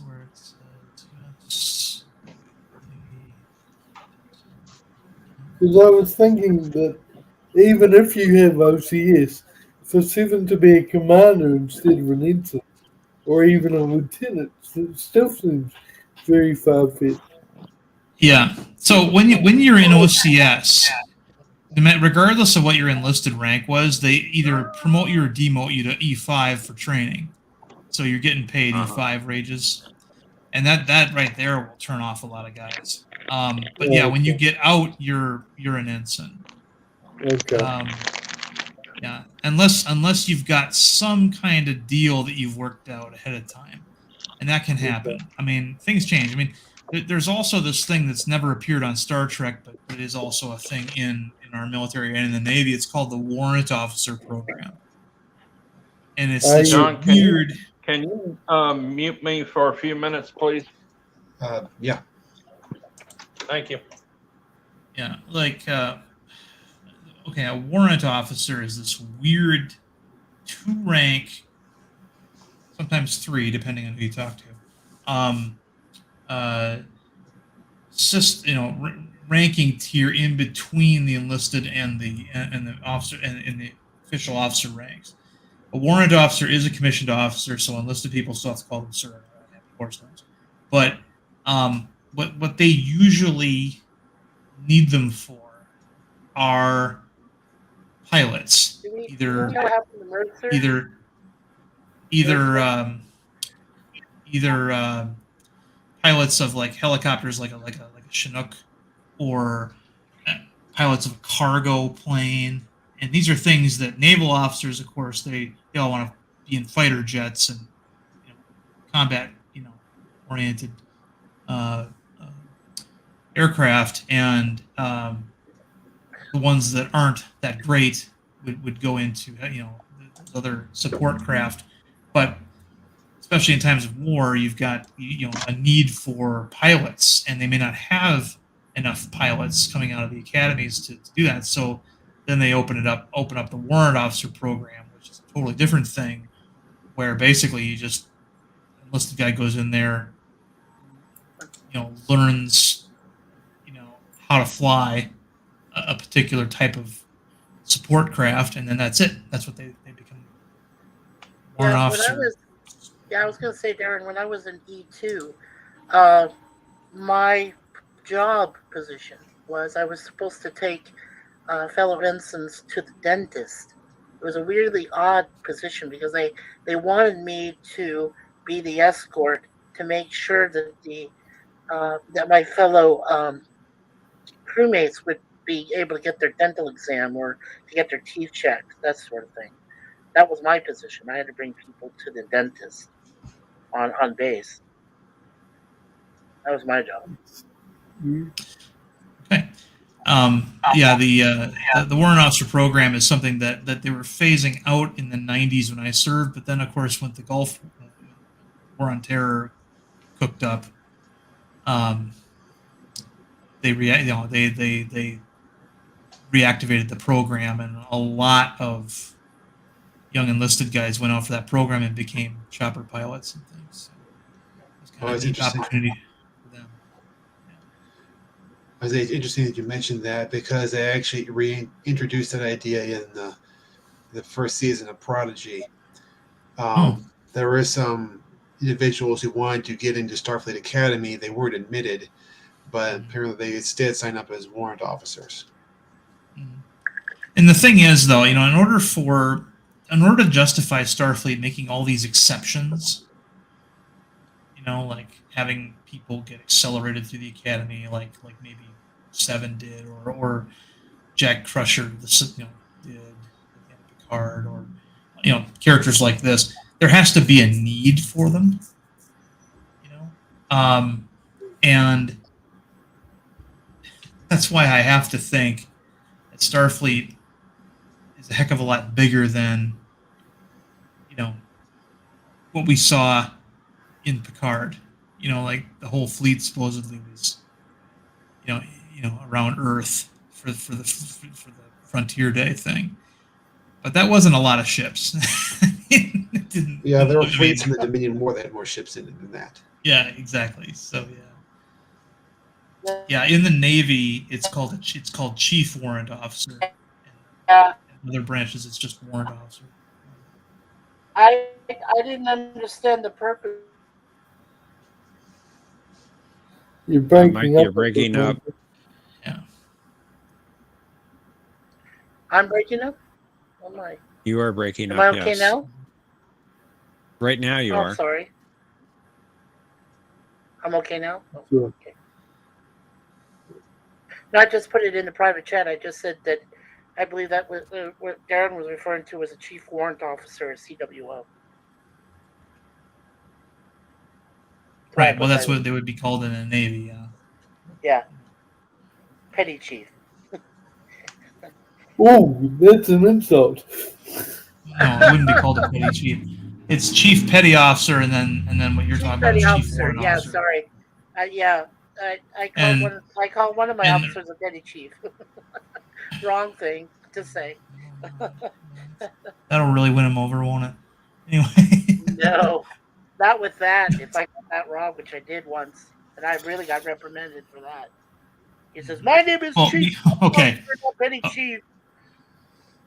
Okay, we had a guy. When Trepang was being decommissioned for the last year, we got a new XO, and this XO reports on board, and he's got a British accent, wearing American lieutenant commander uniform, but he sounded like he was in the British fleet, and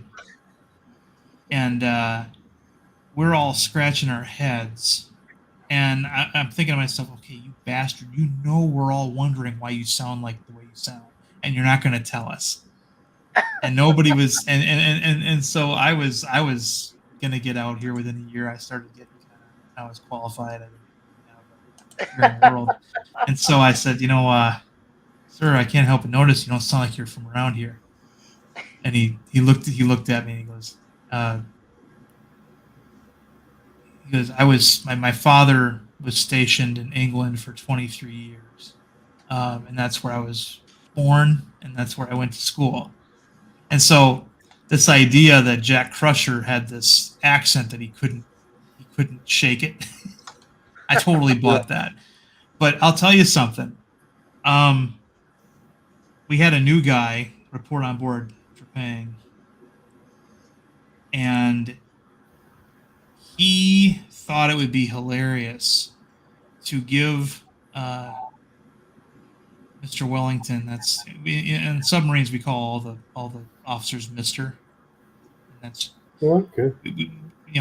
Especially when we're underway and nobody can hear. The rest of the fleet can't hear us. It's kind of one of these things because things are kept very polite and professional usually on board. He thought it'd be really, really, really. I mean, in his infinite wisdom, he thought this would be a great idea to give Mr. Wellington the Benny Hill salute. Do you know what I'm talking about? What's that? Okay, so in the United States, when we salute people, we have our you straighten out your hand and your arm, your forearm, and you put your index finger right about where your eyebrow is, right?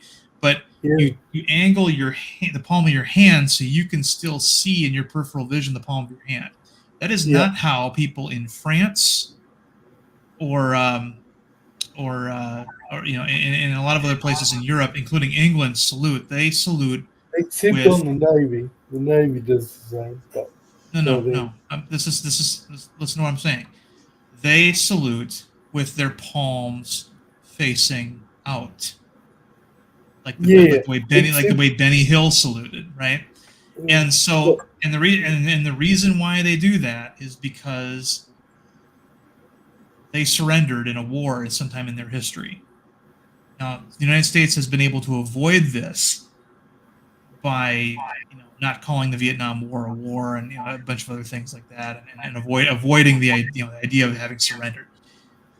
But if you work with British officers, they salute that way. We salute with the way we salute. So even if you meet like a British officer, you don't match their salute. You keep your palm down. Fair enough. He Penny Hill saluted Wellington, and he was not loving life. Mm-hmm. He had to live on the boat for a month, and had no liberty. So it was like everybody else. To everybody else, the boat was in port, but to him, the boat was at sea. You couldn't leave the boat. Had to live there. Couldn't go back to the barracks. Had to eat every meal on board the boat. That'll teach you. Yeah, exactly. And he was, he was.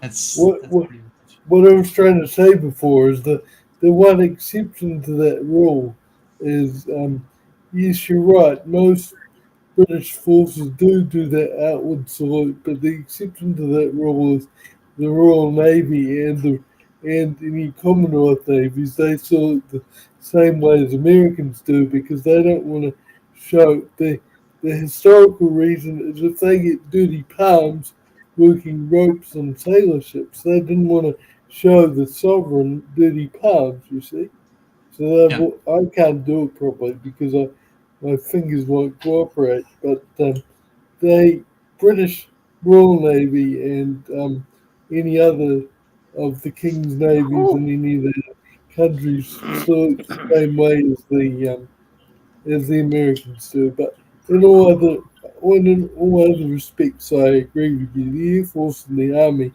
definitely salute outward.